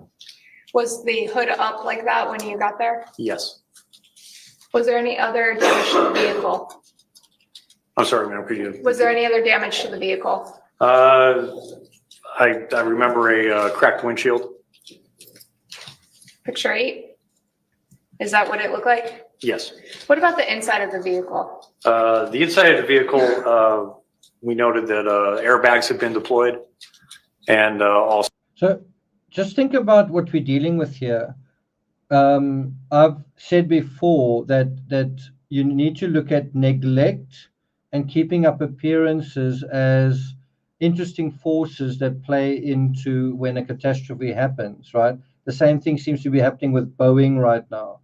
And look at this, when you have a vehicle that's not in a very good position, not in a very good condition, you simply park it somewhere and leave it and carry on with other vehicles. I mean, would you, if you had a Porsche, would you just park it somewhere and forget about it, right? Well, you would if you had access to somebody else's money, right? And this is how the expense account builds up, is where you just don't really deal with life's problems. Think about the guy Fotis that we're dealing with here. He didn't want to stand trial. He took his own life. He didn't feel like standing trial. He didn't feel like going through a divorce. And did he feel like sorting out this vehicle? You know, most of us have been in a position where we have a vehicle that's got some damage. Most of us can't afford to simply just park the car somewhere and forget about it and then just get another vehicle or use another vehicle. So there was the two front seats were missing. Were they missing completely? Did you find them anywhere in the garage? No. What about the back seats? They were in place.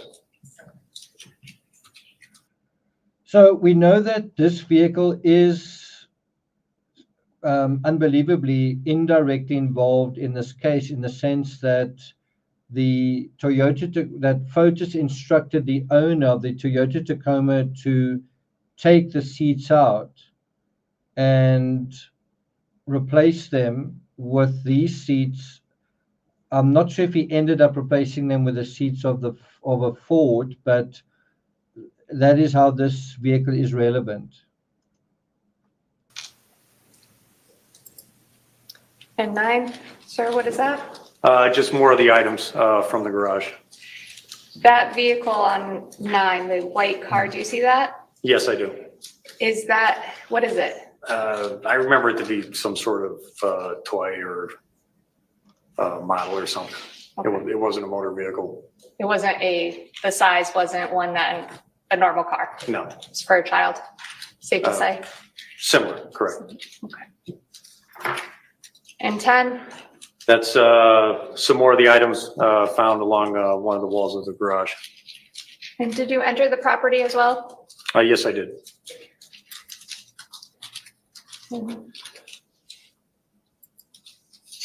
What is that photograph, sir? That's a view of the kitchen on the first floor of the residence. With respect to the rest of the residents, did you find anything of evidentiary value at 585 Deercliff? No. And I believe I have one last question, sir. That photograph, do you recognize that? Yes. What is it? That appeared to us to be a security camera. However, upon further examination, we could find no power source running to it. There was no memory card in it. So it appeared to us to be like a dummy camera. Thank you, sir. With respect to properties owned by Photos DULOS, did you also search a property called 80 Mountain Spring? Yes. What day did you search that property? We searched this on June the 2nd of 2019. I think you're right. I think you're right. Who were you with that day? Sergeant Duva, Detective McGavin, Detective Keppel, Detective Hazen, Detective Pearston, other members of the major crime squad, and there were several state police canine teams also on scene. What was your assignment for that day? Again, as evidence officer. Did you 14 being admitted as full, correct? Right. Thank you, if I may. Sir, if you wouldn't mind taking a look behind you, and actually, if you wouldn't mind taking a step behind you and taking a look at that screen. What is depicted on that screen? Yes, this is the house at 80 Mountain Spring. Which one, please? I'm sorry, this one here. In the Is that where? center of the image. Thank you. Is that where you went that day on June 2nd, 2019? Yes, And again, who were you with?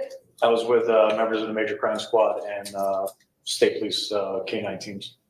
And the purpose for going there? Again, to locate Jennifer DULOS and any evidence relevant to her disappearance. Picture 2. That's Sir. another image from Google Earth Street View of the base of the driveway at 80 Mountain Spring.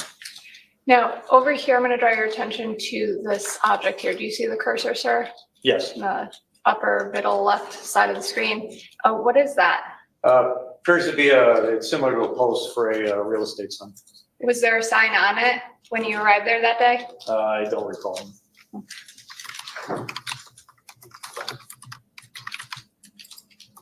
And picture 2A, actually. What does this show, sir? This is base of the driveway at 80 Mountain Spring.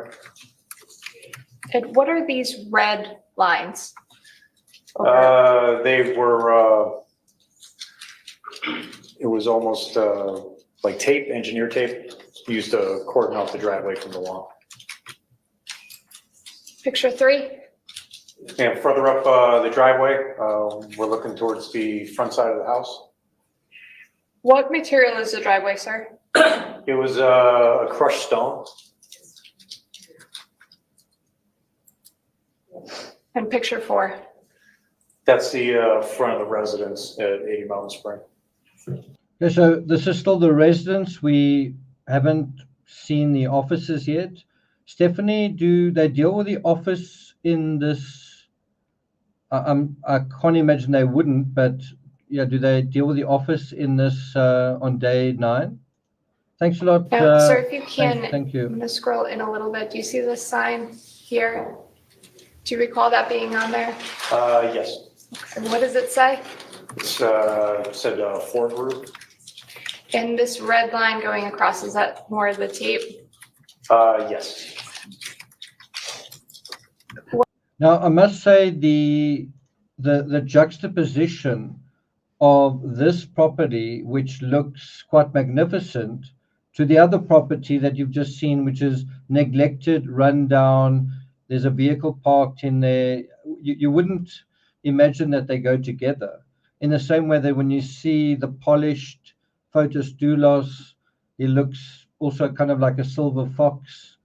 I wonder, something else I wanted to mention earlier is, in a very basic way, Photos DULOS looks a lot like Chris Watts. He's got that same silver fox tan look about him, doesn't he? He's also kind of into fitness the same way Chris Watts was. But I just find it quite interesting the way you have the appearance here of a nice home. Meanwhile, just around the corner is another home where everything is unkempt. The gardens, the inside of the garage is a vehicle that belongs to them that's in seriously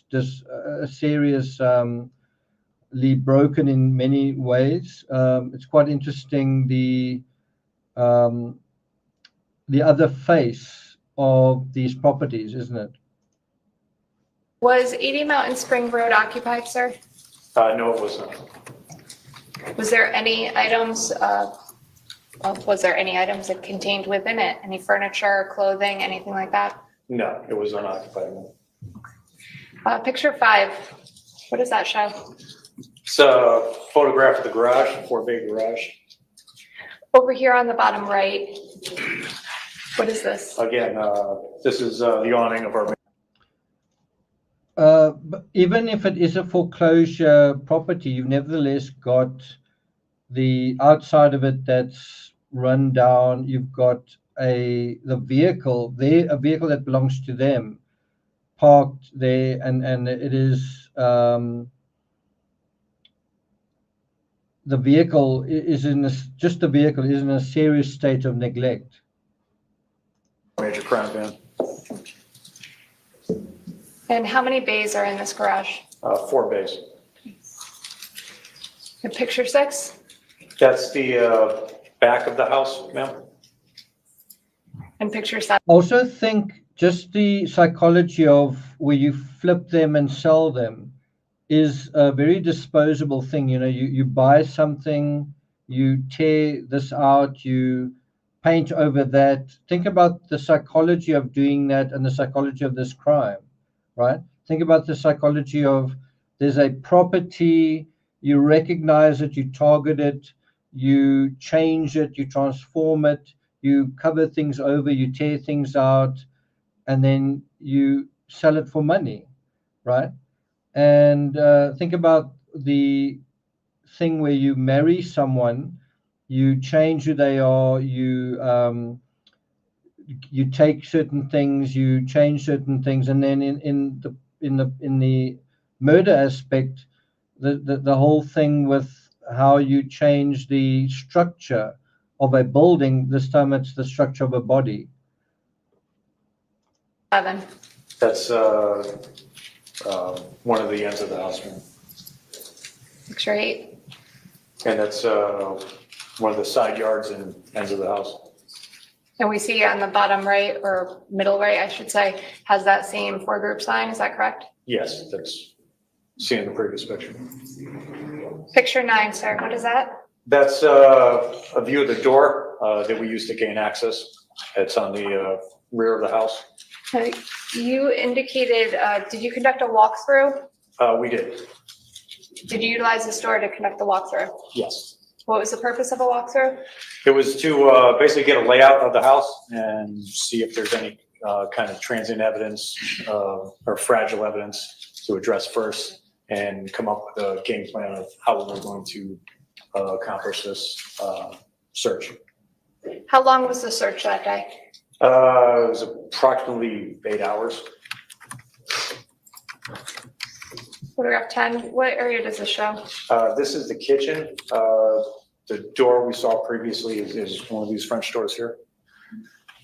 Did you seize anything of evidentiary value in the kitchen? No. But this door, these doors were the ones you went through? Yes.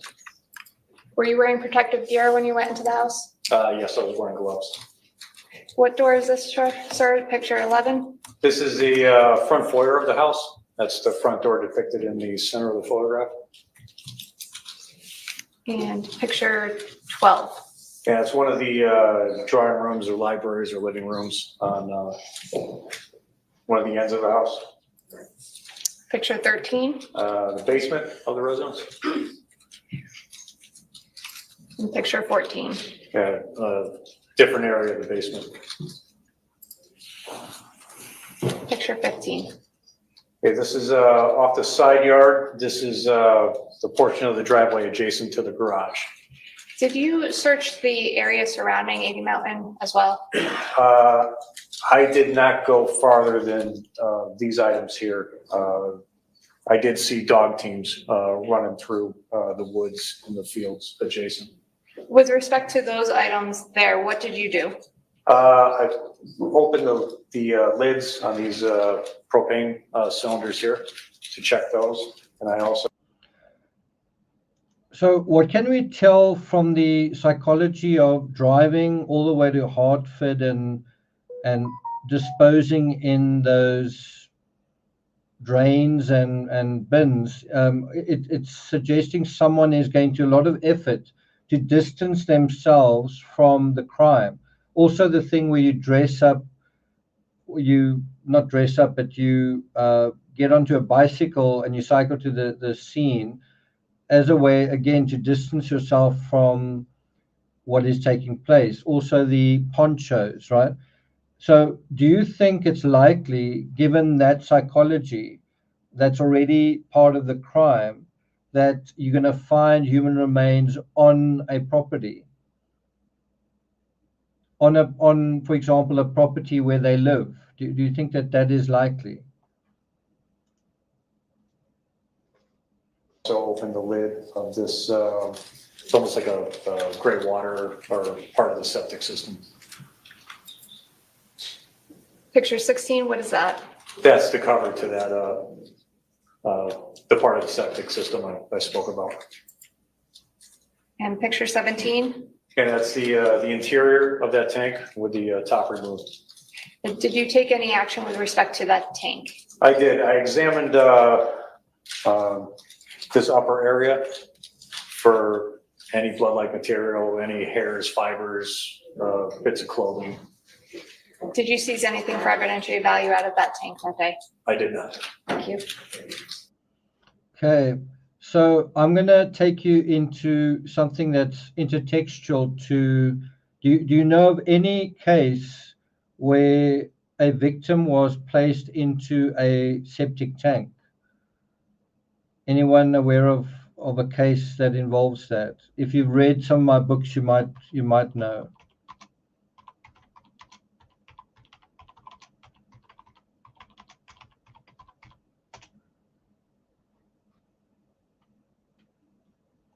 Anyone have any ideas? So the question is, do you know of any case where a victim was disposed of in a septic tank? What you have on screen is a septic tank. No, not a oil tank, a septic tank. Do you guys know what a septic tank is? It tends to treat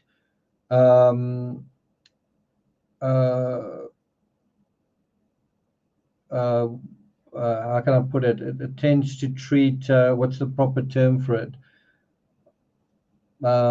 Human waste.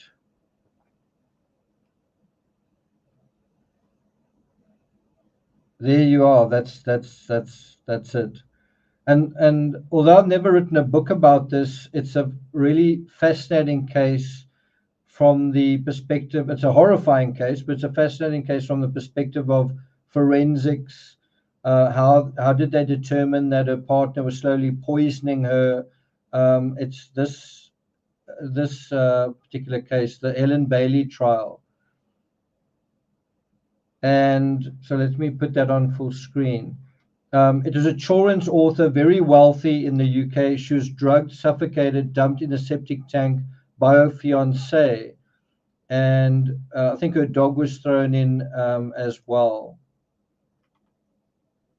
So that has been used in the past as well as a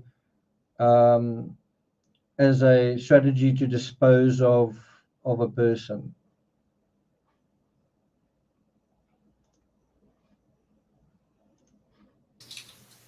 Did you go into the garage, sir?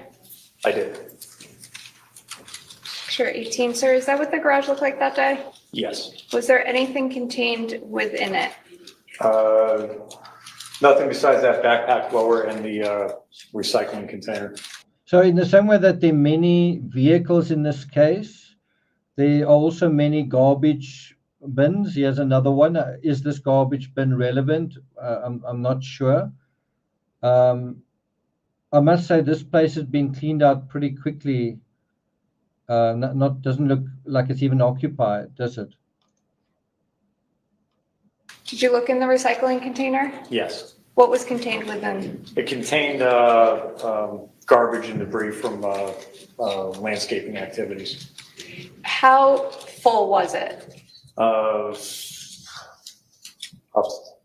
really can't say for sure, man. Do you recall what items were contained within that bin? I remember fertilizer bags, grass seed bags. There was a styrofoam coffee cup or disposable coffee cup that I took a look at. Did you seize anything out of that bag? No.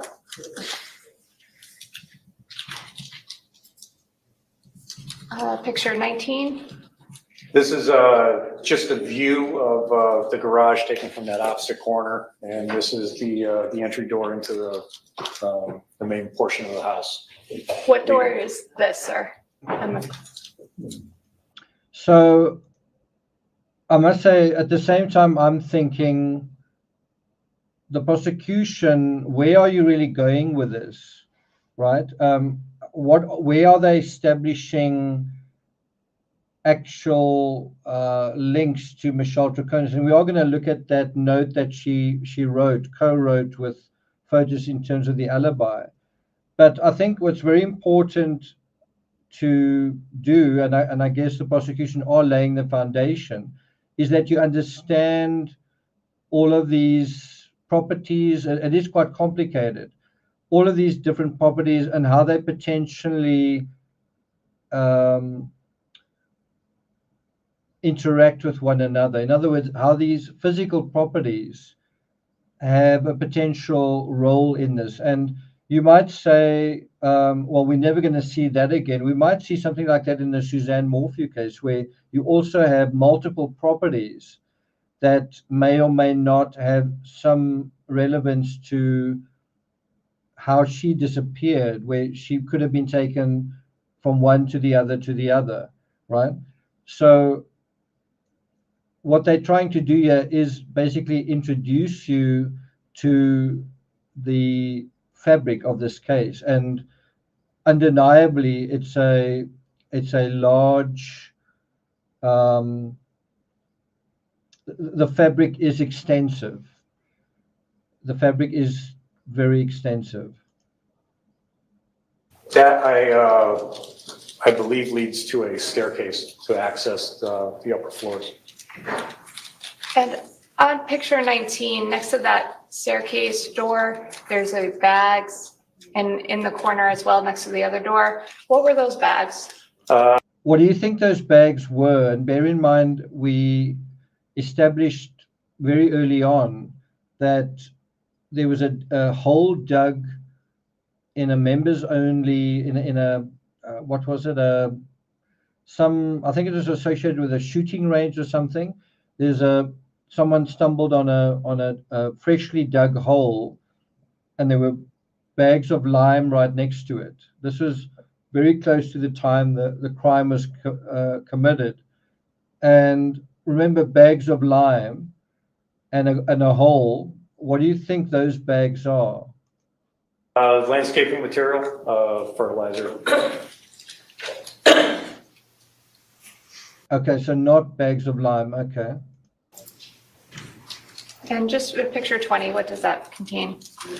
This is just an overall view of the garage at the conclusion of our search. Now, you can have a seat, sir. Sorry. There was a recycling bin in the garage, sir. Were there also garbage bins?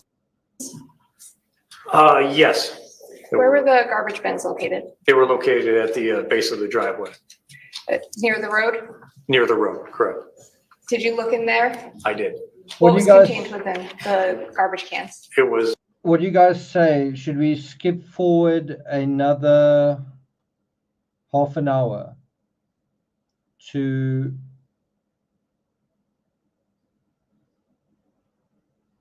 the office? I think this is the office.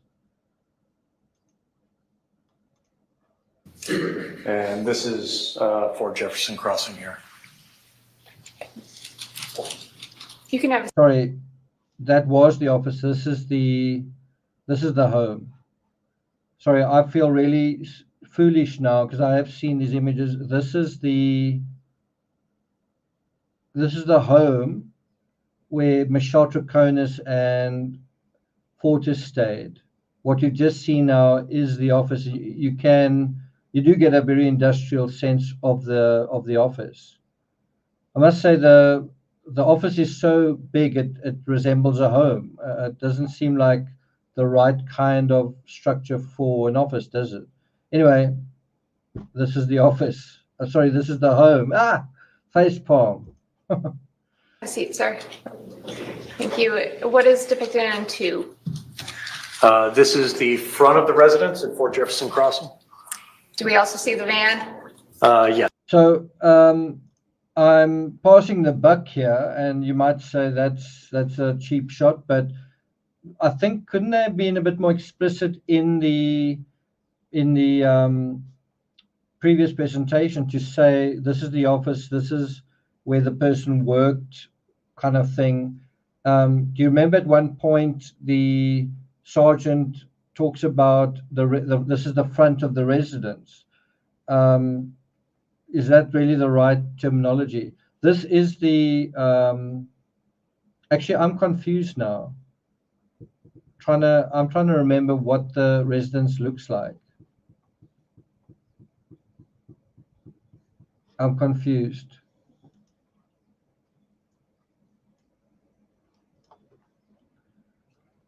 Let's make sure. Photos DULOS home. Yeah, and I mean that is it.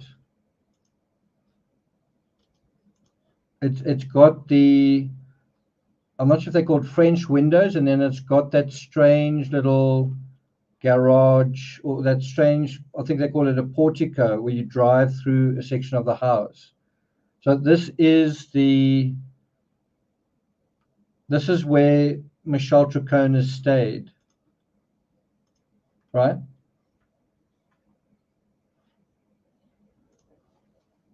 And that is now what we're talking about here. Can you see it's the same? Yes, parked right out front. Okay. And these other cars?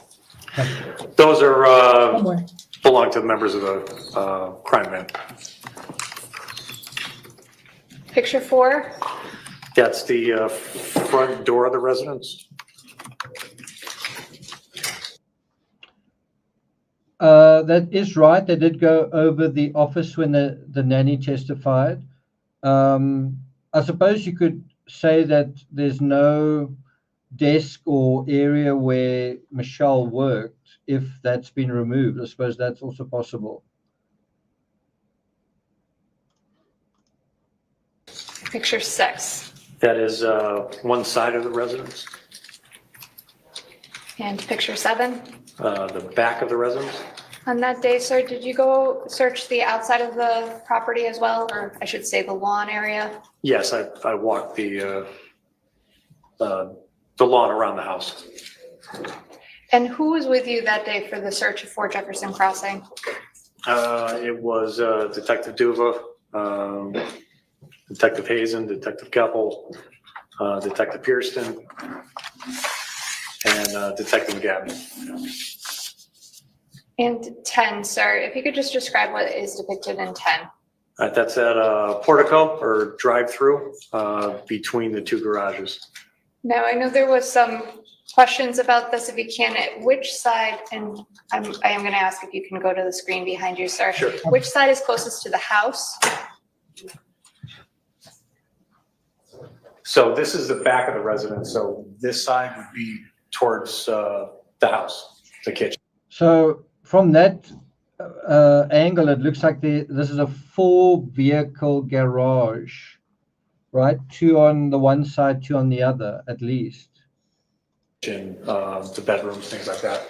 I'm calling this over here the office side. Okay, and when you say the back of the residence, is the street through there? Yes, Through you can the- see Jefferson Crossing is the street right there at the end of the driveway. And this door, sir, picture 11, which side of the, I guess, cut through is that on?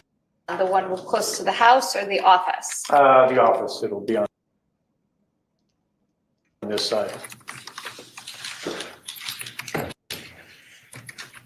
This garage picture 12, please. This. What are you seeing in that picture? Not what do you not see, what do you see in that picture?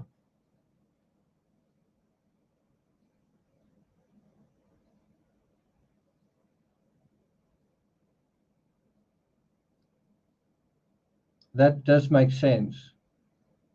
What are you seeing in this picture?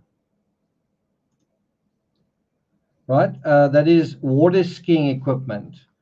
So quite a few water skis here, looks like, are those gas canisters? Anyway, there's a ski, there's a ski, there's a ski. All of these are skis and wetsuits.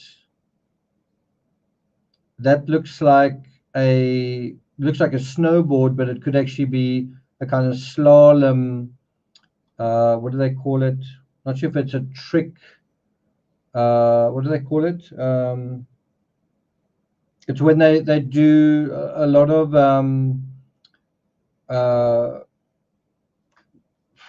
it's going to sound clumsy the way I say it, but it's kind of gymnastics on a ski, where they do a lot of somersaults and all sorts of performances on a ski. It tends to be with a board like that. So I don't know what the technical term is for it. This is the garages on the house side of that drive-through. And 13. That's the garage on the office side of the drive-through. Right, and that is to be differentiated from these skis. These are snow skis, and look at all the bicycles. You can see these people have a lot of money to spend on fun and games, right? True. Now, in the garage, did you seize anything for evidentiary value? No. 14 That is the garage on the house side of that drive-through. and 15. That's the garage on the office side. Did you seize anything of evidentiary value from those two garages? No, ma'am. You can have a seat, sir. If you can, just describe what is depicted in 16. So this is the mudroom on the first floor. The door to the backyard will be on the left-hand side of the frame. Now, what I want you guys to think about is the fact that this used to be Jennifer's home, and also the money that paid for this home pretty much came from Jennifer's father, right? And now they're getting a divorce.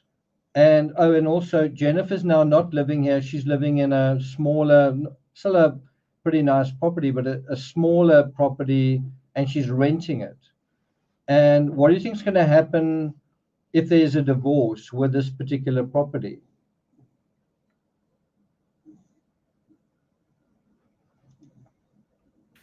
And this is taken from the doorway towards the kitchen. Did you conduct a search of the mudroom, sir? Yes, I did.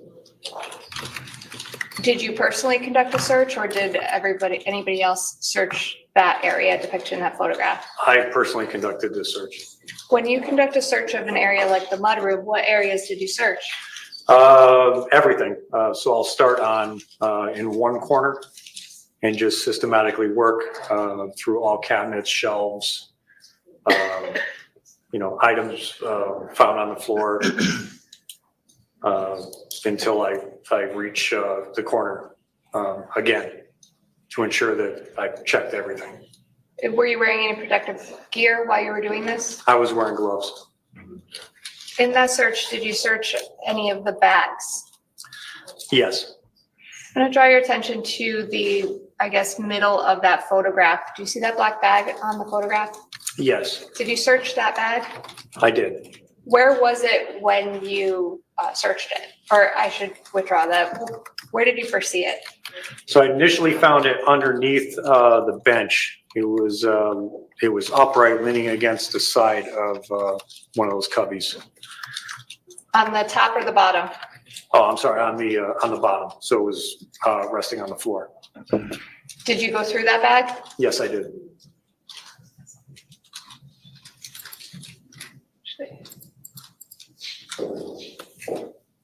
Sir, what is depicted in 16A? That is an item that I found within that black bag. It was a portable hard drive.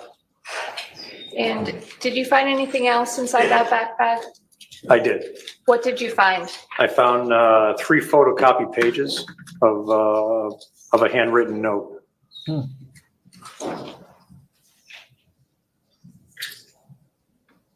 State 16. So what do you think the significance is of 3? Oh, I actually misunderstood him. I thought it was 3 copies, but it's 3 pages depicting the timeline. The fact that they photocopied means there must be an original. So that in itself is quite interesting. The fact that it's photocopied means duplicates were made. And so who would have the duplicates? You would presume that it would be Fotis would have 1 copy and someone else would have the other copy. Does that make sense? 16B. Do you recognize what's depicted on that photograph? Yes. What is it? Those are those 3 photocopy pages of a handwritten note that I found in a black bag.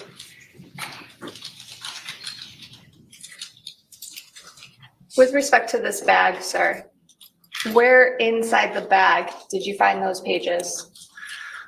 Within the main compartment of the, it appeared to me to be like a computer bag. Were there any other papers contained in that bag? No. What was the state they were in when they were in? So what would you want to know here? Like, what is the pertinent question? Well, I would say, is that Michelle Troconis's bag? Whose bag does that belong to? And if those photocopied notes are in that bag and the bag belongs to her, that's already starting to draw her into the possibility that she is an accessory or a conspired, right? Was part of a conspiracy to kill Jennifer DULOS, right? Inside the bag when you first saw them? They were just as they appeared on the floor. They were flat. They weren't folded or anything like that? No. Were they stapled or taped together? No. Or were they next to each other? No. They were stacked on top of each other. Did you make a decision to seize those as evidence that day? I did. Did you give it an evidence number? I did, 158. And when you seize something for evidence, sir, what's your process of doing that? So I will, once a decision has been made to seize it, I'll give it an evidence number, mark it appropriately, like either with these yellow plastic placards or with those adhesive evidence rulers. I'll notify. Thanks very much for that. I appreciate it. So I think we're going to jump forward a little bit to where we deal with the note. We're passing adjournment anyway. That's the joy of doing this in review rather than live. Can save time.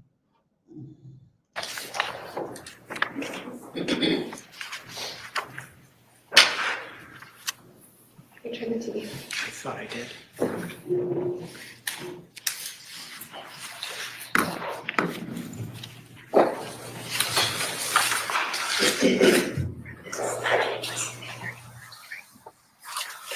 Sorry, I'm curious, Leanne, what did you nail? What has been bugging you all day?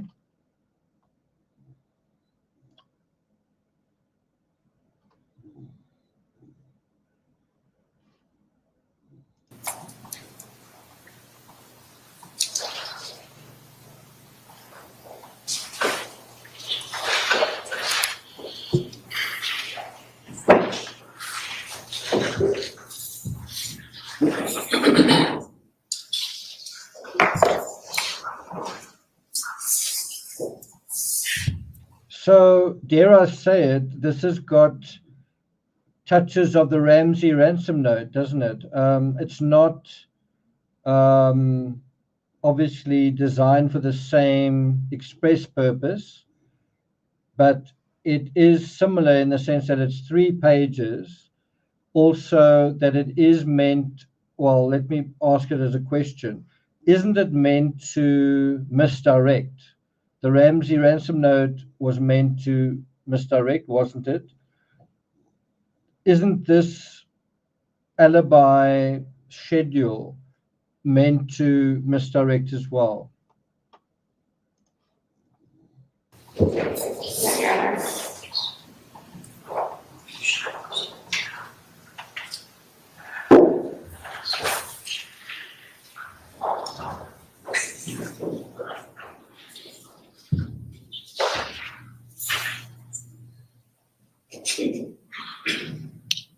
Sir, do you see what's depicted on the screen behind you?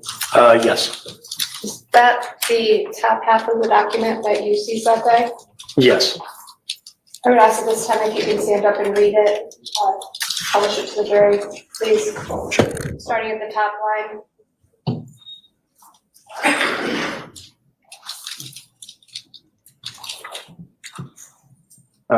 Some of the words I can't make out. Okay, if you can, please, if you could start what day? Friday, 5/24, 2019. And here on the left, And it says 1 a.m. and could you read what is said right next, what is written right next to 1 a.m.?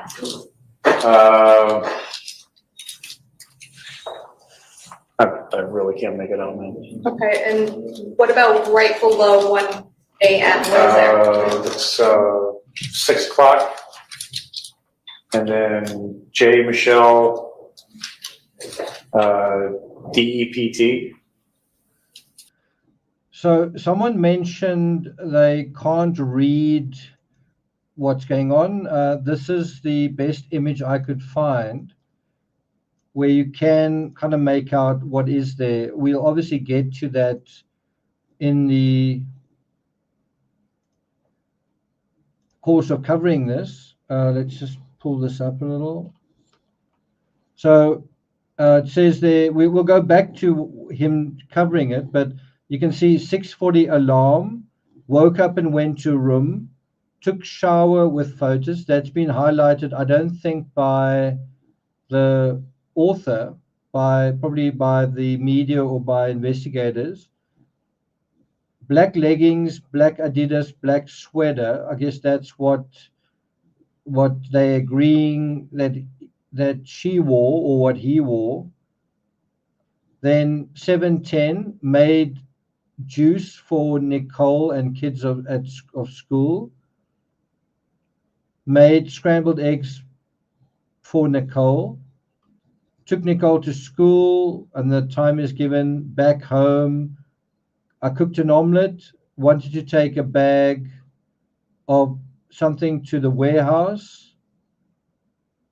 Saw that person and the secretary, and I don't think you can avoid thinking, why is this alibi so meticulous? Like why isn't it just simply photos was with me in the shower and that's all it needs to be? Why is it time by time by time by time? Why is it so detailed? Why is she talking about cooking an omelet? Then want to take bag of, can you make that out? Bag of what?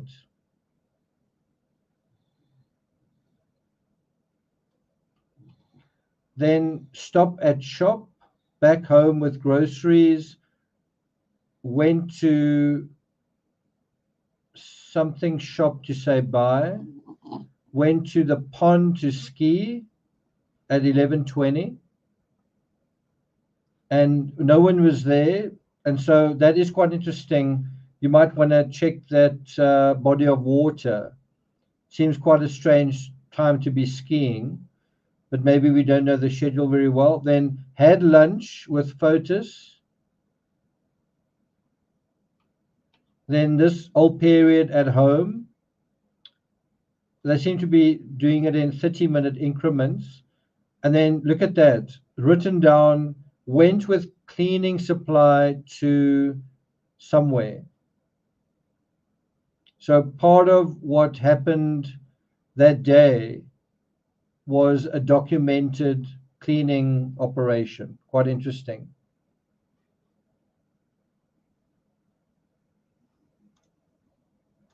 With her. Then below that, 6:40 wake up.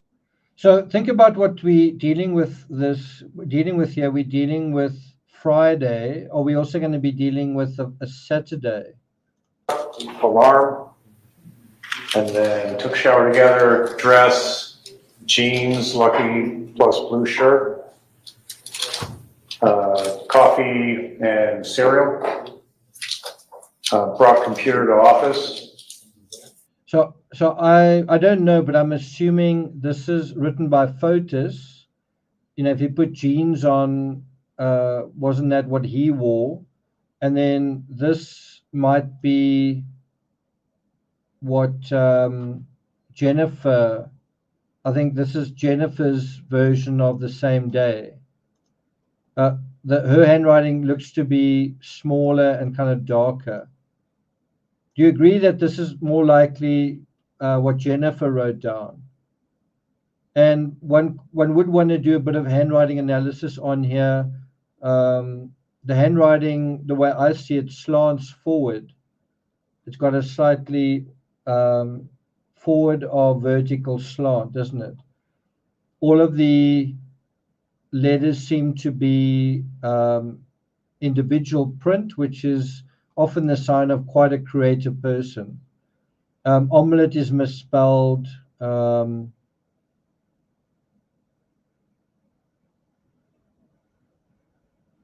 think, isn't Adidas also misspelled? Sweater is misspelled.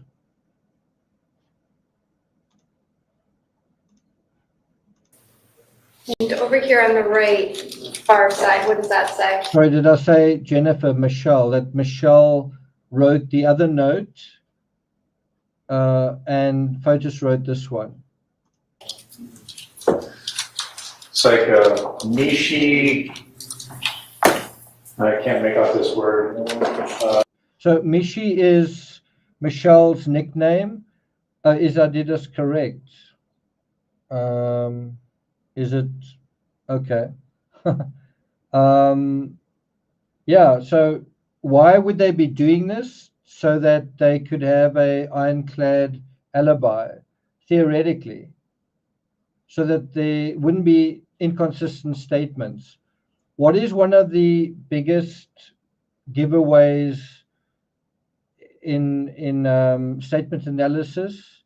Well, when your statements are inconsistent. And I've spoken at length about the bicycle narrative in the John Benet Ramsey case, and people think it's not a big deal. Why is there inconsistency about who got bicycles at Christmas? It shouldn't be inconsistent. And so they're trying to make sure that their statements are consistent. It is. It is. Doing juice bulk. And underneath that, please, starting with the next line. This is 7, office, 750. So what, and I'm guessing, I'm not sure if I missed it, but I'm assuming that this was written by Fotis. Did he go to the office at 7? Because we know that he was likely at the home of Jennifer DULOS at 8:05. He was already there, maybe even earlier. So he may have driven to the office, but where did he go from there? 15, Kent. 7:30, Mishi left. 8:27, Andrea called, spoke briefly. I can't make out this mark here. Mishi back, office and kitchen. And it's like 8:50, Kent left. Now, if you ask me, probably you don't need to write anything down if you're innocent There's not a lot of detail you'd need to memorize because you just remember. This reminds you a little bit of the Madeleine McCann case, where you've got quite a lot of details and quite a lot of inconsistent statements. And again, why are statements inconsistent?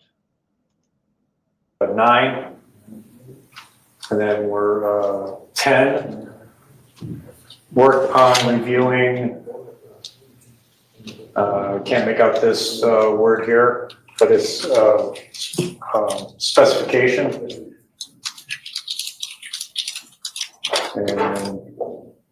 And budget. Nishi and Andy covered our drafts. Continuing over to this side. So if you look at that configuration, the crime happened between this period on the Friday, from about 8:05 until about 10:20.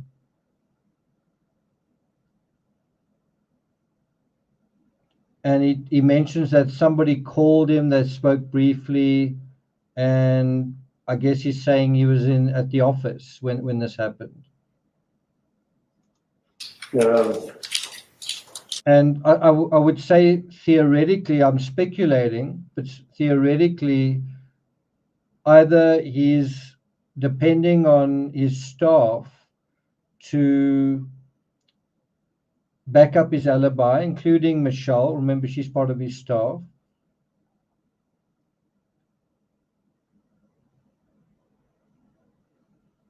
And bear in mind, if somebody works for you, if you're not going to play ball in terms of something like this, you might lose your job, right? So you had a similar situation to that in the Rhoda case, where there was a big convention, and the question was, did the guy, who was the big kahuna, did he commit a crime with all of his employees around him? And you might say he would never do that, but of course all his employees basically work for him. So are they going to be witnesses for the victim or witnesses for the accused? Is quite interesting. It's like either 8 o'clock or 9.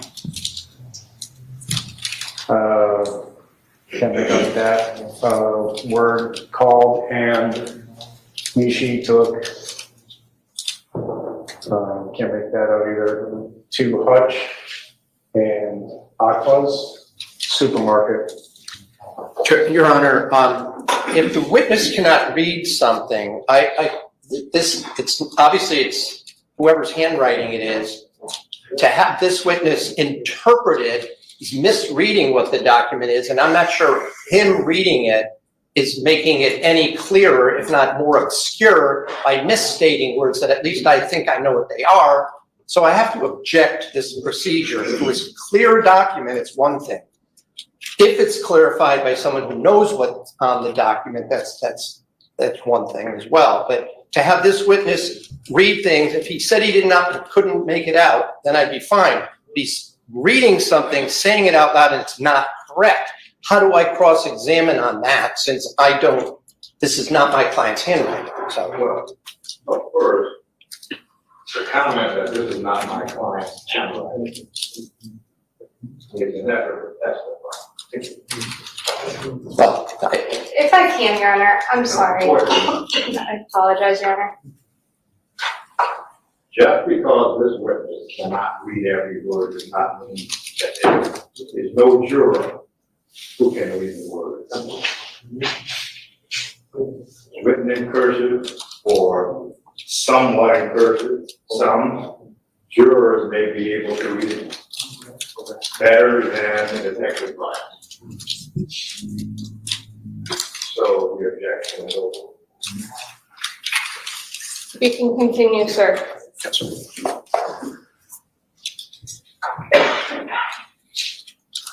So Left off here, 10:30, 10:45, left for, again, can't make out these two words.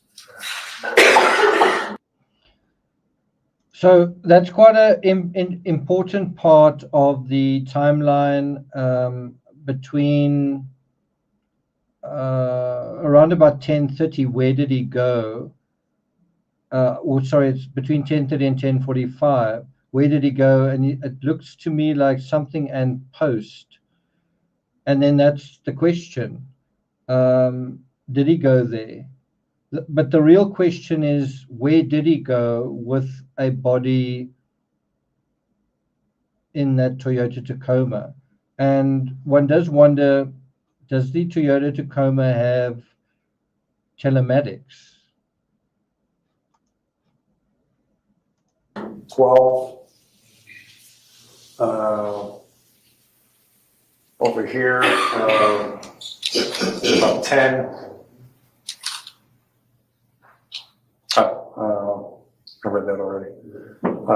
So 12 o'clock lunch.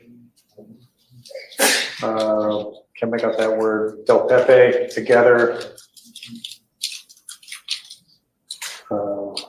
Can't make that out. Nishi.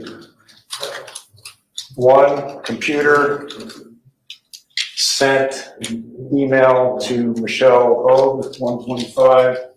Sent email to Jennifer, 124. Under 2, 585 Deercliff, Avon, called Mishi. I cannot make out this time here. Ken, I'm gonna move it up.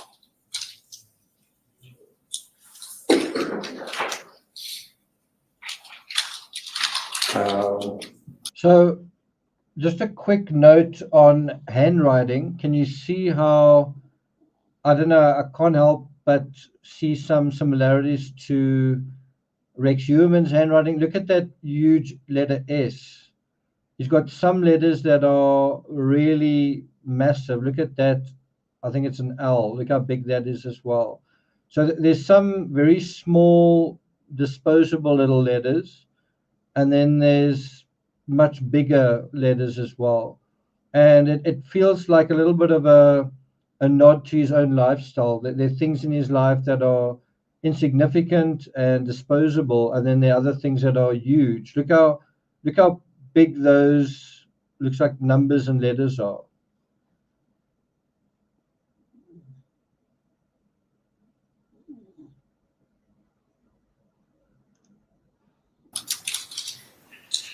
Look how, in a way, cruel that letter V is, the way the V goes out quite excessively to the right like that. Look how small the word Hartford is over here. The D is tiny. The D is tiny. And then you'll have a huge D over there, right? Small, very small D, almost microscopic, especially that one, unless that's a T. But that looks like it's a D, Hartford, quite small. And look how different it is. I think that could actually be an L. I'm just trying to see if I can find another D. Is that an L? Let's see if we can find another D. Nicole, that's an L. There's dinner.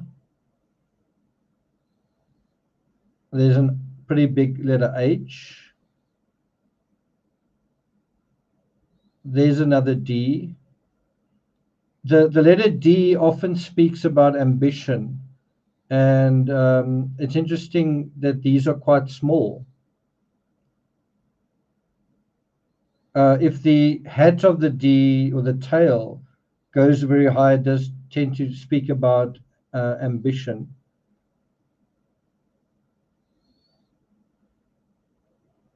Look at the E, the way that how long it comes out over there.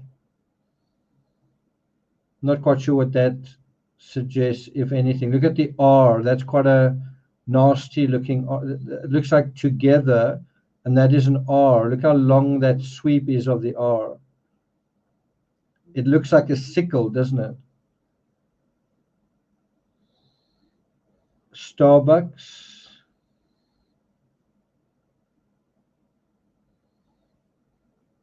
Deercliff.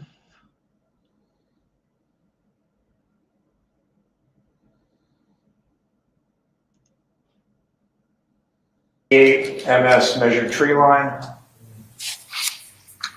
Called Nishi 3 times, 3:15 to 4 p.m. I cannot make out these 2 lines here. So just in a very basic way, if you look at this part of the page, Mishi comes up constantly. There's Mishi, Michelle. I think that's Michelle. So certainly in terms of his own alibi, he refers to her constantly.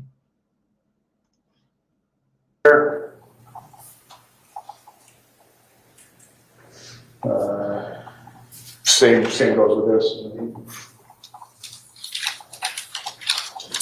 About clients visiting on Saturday. Spoke to her. Can't make that out. Went for.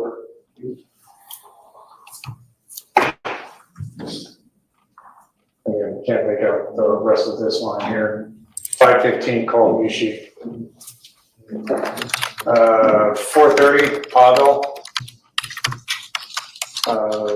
5 back in house. 6:41 emailed. Can't make out that from phone. 7 West Hartford Starbucks. 2 frappuccinos. I did not like. Cannot make that out. Look at that.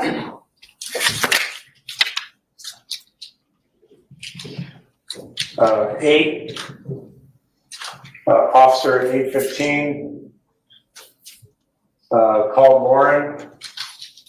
Called officer. Can't make that out. Texted. Cannot read that. 8:24. 9. 8:45. Oh, pull me. Sorry. So we have looked at this page. You can see the handwriting and the format is completely different. This is tidier. It is more cohesive. If you want to make the case that Fotis murdered Jennifer and then came up with this note afterwards, and that he was perhaps to some extent emotional, unstable, well, and bear in mind, he did eventually take his own life. You can see just how very different these notes are in terms of the stability of the handwriting, the cohesiveness of what is being written. The ones all over the place, the handwriting varies as well. This one is far more integrated and kind of aligned, right? Do you agree with that?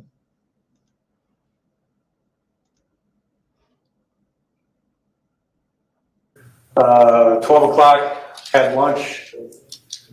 2 photos, pastel de papa. 1 o'clock, 3 o'clock, home. 3:30, went with cleaning supply to 8. So we can also have a look at Fotis's note, and that's this one. I must say it looks very different here.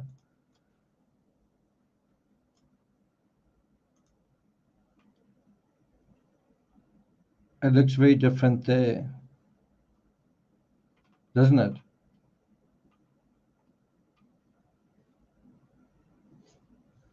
And there again, I'm quite surprised to see the letter D, for example, over there, difficult, a very short little hat on it.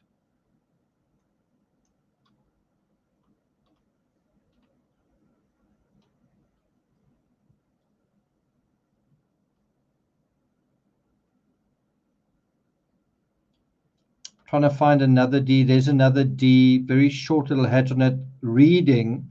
The very first one is slightly taller. There's another D with a small hat on it. A small, not sure what you want to call it, tail.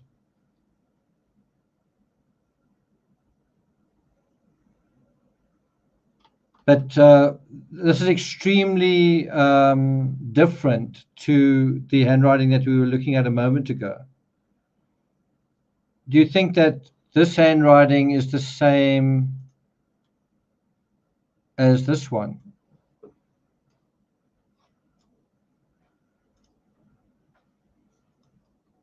Do you think that's the same author?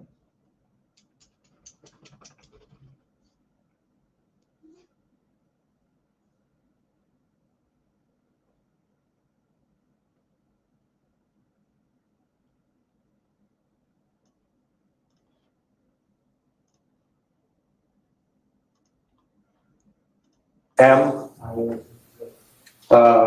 back and forth, 4:30, Pablo came, 5:10, drove to pick up rugs and drove back too late to pick up closes at 5:30, spoke with Barbara. Thank you, sir. If you can, please put them back. Thank you.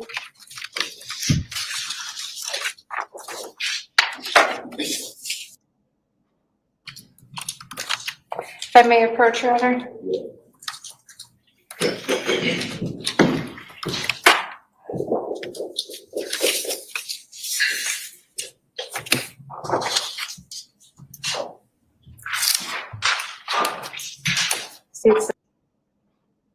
Pablo called at 4:40, I can't make out the last digit, with the asterisk. And then 1 a.m. officer called from NC, called them back. So with respect to the document you just read off of the screen and this one, the only difference would be this part over here with respect to these writings about Pavel. It appears to be. As well as the bottom is not cut off, is that correct? Correct. Did the other document have a backside? No, they were one-sided photocopies. Is there something on the back of this side? Yes, ma'am.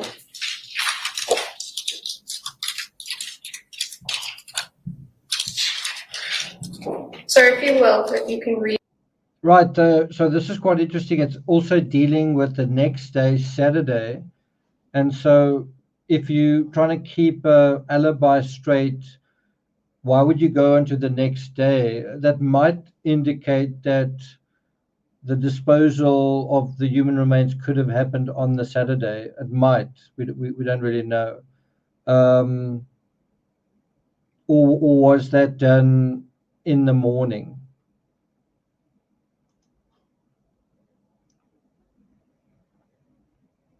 Difficult to make out clearly.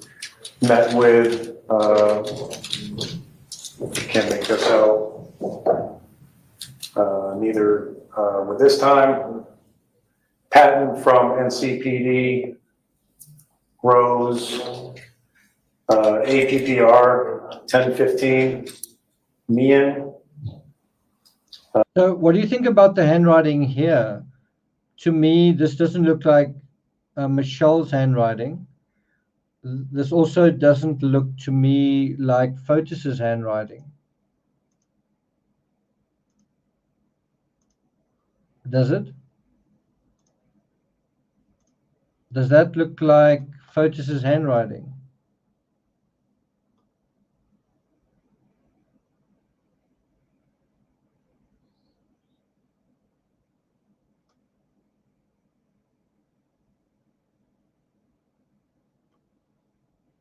I'm not doing like a thorough study of it. I mean, this is after a couple of seconds. But when I look at this, look at that G, look at that X, it doesn't, the D again is got quite a short little thing over there, but it doesn't look like it's the same. It could be. Also, his arrows have got little things on them, whereas those others were just lines. So this seems to suggest a third person, doesn't it? 10:50. Actually, these minutes are difficult to make out too. Text Jacob. You have the 203 phone number here.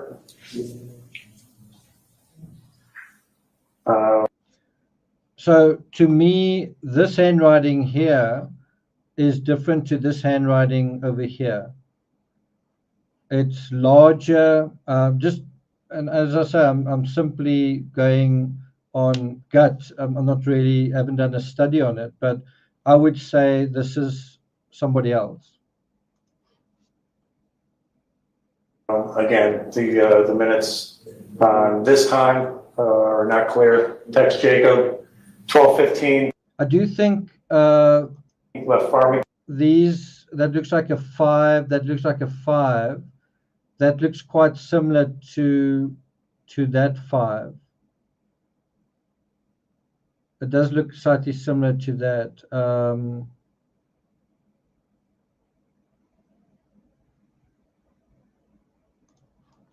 1:45 Starbucks with Jacob. And on the bottom, sir? Asterisk drove 3. Can't really read this clearly. Mishi Cherokee, Fotis Pavo Raptor. Dropped Suburban and went back with Raptor. That's not clear. Picked up Tacoma, 585 DC. So one of the letters here that's quite idiosyncratic is the letter G. Looks like that is gave him, right? The letter G, there's one example of it. And there's a G over there. Sorry, farming, that's a Y, right? That's a Y. Is there a Y here? The Y here looks almost like a G or a 7.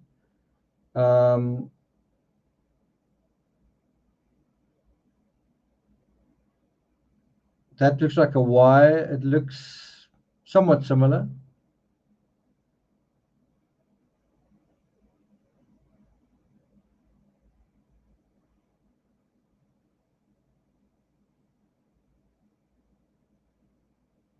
There's left, and there is left as well.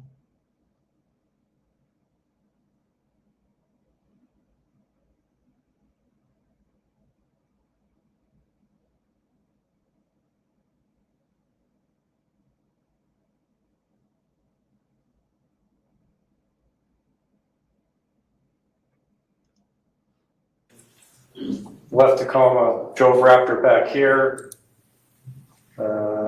Can't make out that. Tried to start bike. No start. This was a dirt bike. Gave him jump start box. Thank you, sir. If you wouldn't mind putting that back into the envelope.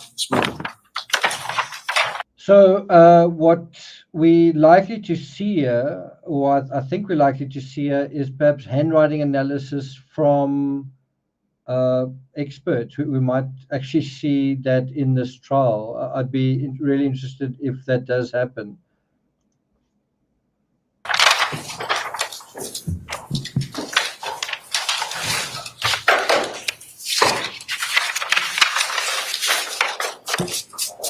So I'd also be interested to know what Michelle says about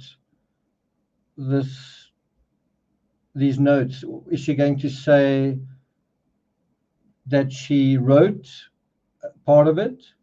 Is she going to say why she wrote part of it? And is she going to say whose handwriting is hers and whose writing is his, and is there somebody else? And is there any inconsistency in the reason she says that she wrote the note?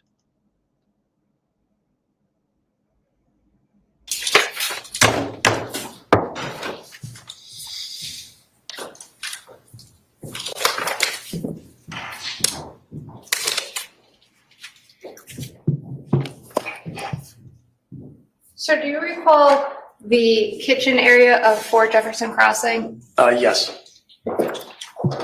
Yes, can you? Thank you.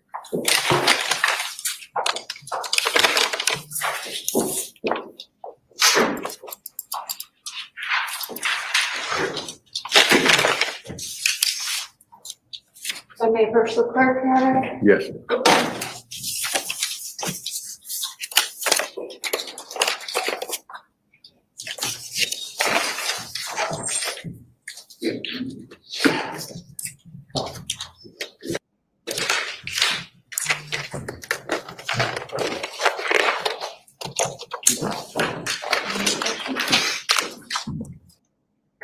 That day, correct? Correct.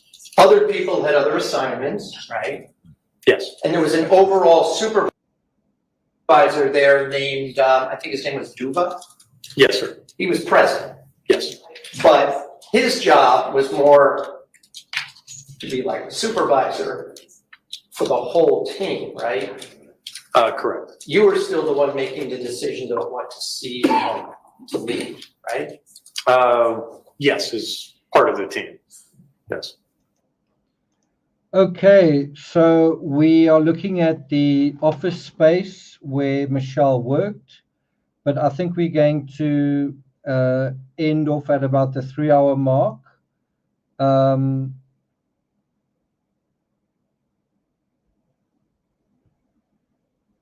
Yeah, Detective Pauline Buckles has just provided some useful intel regarding that. So yeah, I don't think I'm going to take it much further. I do want to show you guys some images before I leave you. Some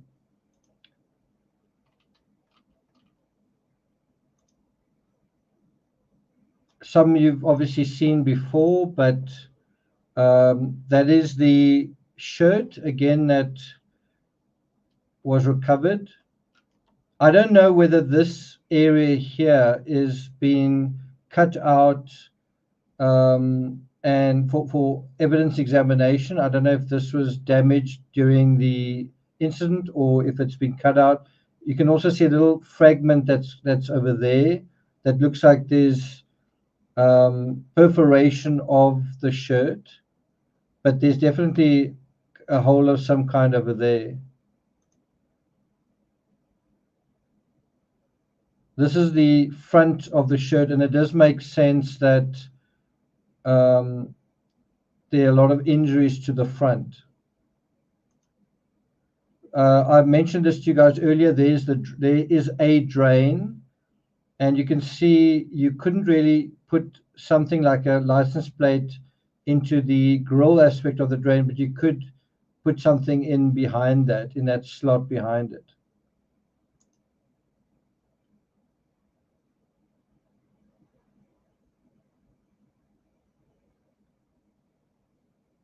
So he was wearing jeans. Looks like he's wearing jeans over here and a black Adidas cap. One wonders what happened to this, the clothing he's wearing right here.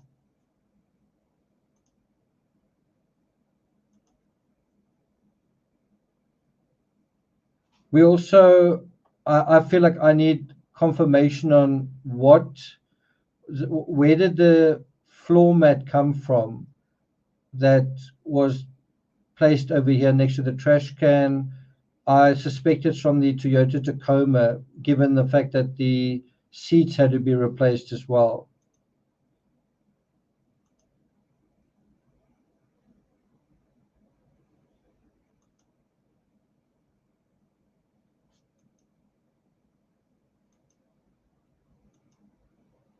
So there is the second pair of gloves. I must say I thought I actually saw gloves that don't look like these. So unless there's a third pair of gloves, I saw gloves that look slightly different.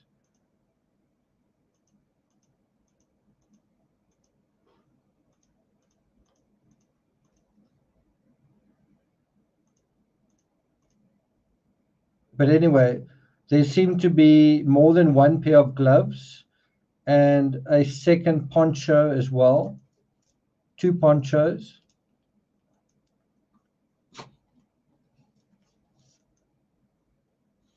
And that particular shirt. Okay. And I think that's it. I think that's sort of what I wanted to go through today. Apologies for my confusion about the office aspect. Yeah, that was a little bit of a mistake.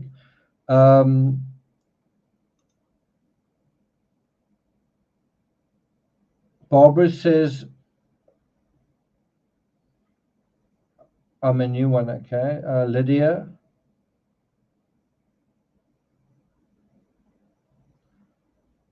That's what I thought, but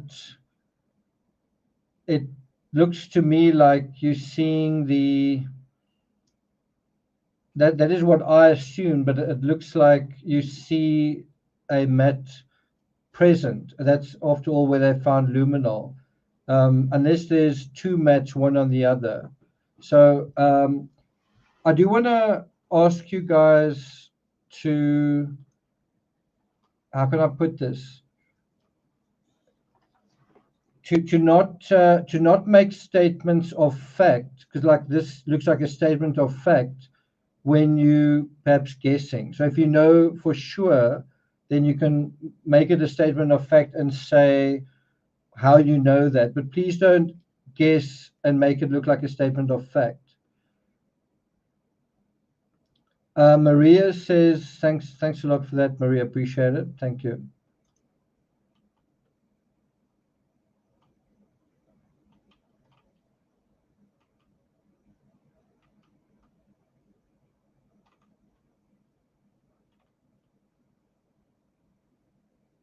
Yeah, he does, Dandy, he does.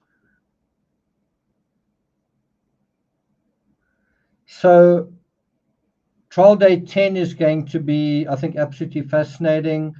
The person who's been the most silent in this trial so far is Michelle. Even beyond the trial, we know so little about her, and we're going to go from knowing virtually nothing about her, never hearing her voice, to what is it, around 6 hours of interrogation. Probably there's going to be a couple of bombshells in there, but probably there's also going to be a heck of a lot of objection from this gentleman. So I don't know if we're going to get through the full 6 hours, but don't miss trial day 10. It's likely to be pretty interesting. Mel, thanks very much. Yeah, I think the aspect that I think is also going to be interesting is the cell phone data evidence, which will probably take a while to go through, and the DNA results on all the garbage items that were tested. That's also going to be quite interesting. So obviously we've got a lot to go through.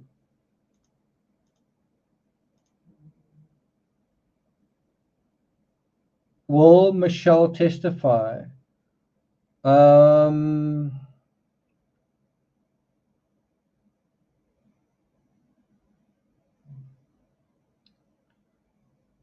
doubt it. I doubt it. Her lawyer seems like the kind of guy who would not want her to do that, and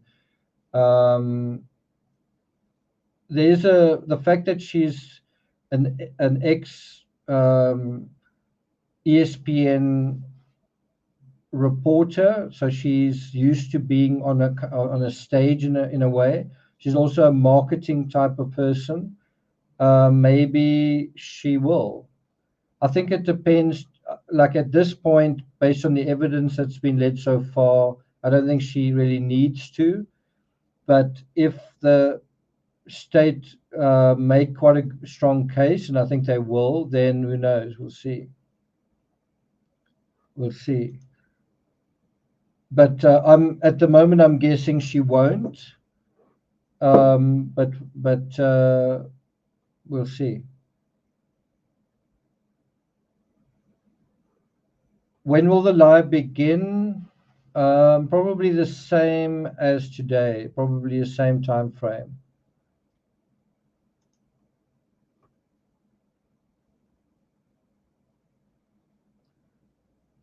Is there enough evidence that Michelle is guilty? That's the question. That is the question. Paddy says, I'm interested in hearing both sides. I do think if Michelle is innocent, then you just simply can't imagine that she wouldn't want to testify, right?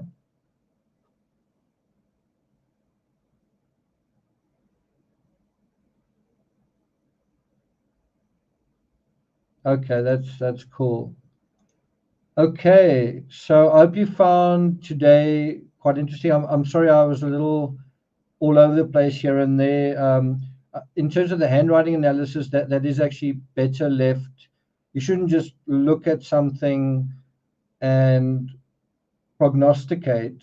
To me, you see handwriting and it's clearly of different size, but you need to spend a little bit more time studying it, studying the subtleties, and being careful in what you are expressing your opinion about. So anyway, that's it from me. I think Timmy and I are going to go for a walk. We've had some nice rain here, but it is really hot weather, so we need to be out and about early.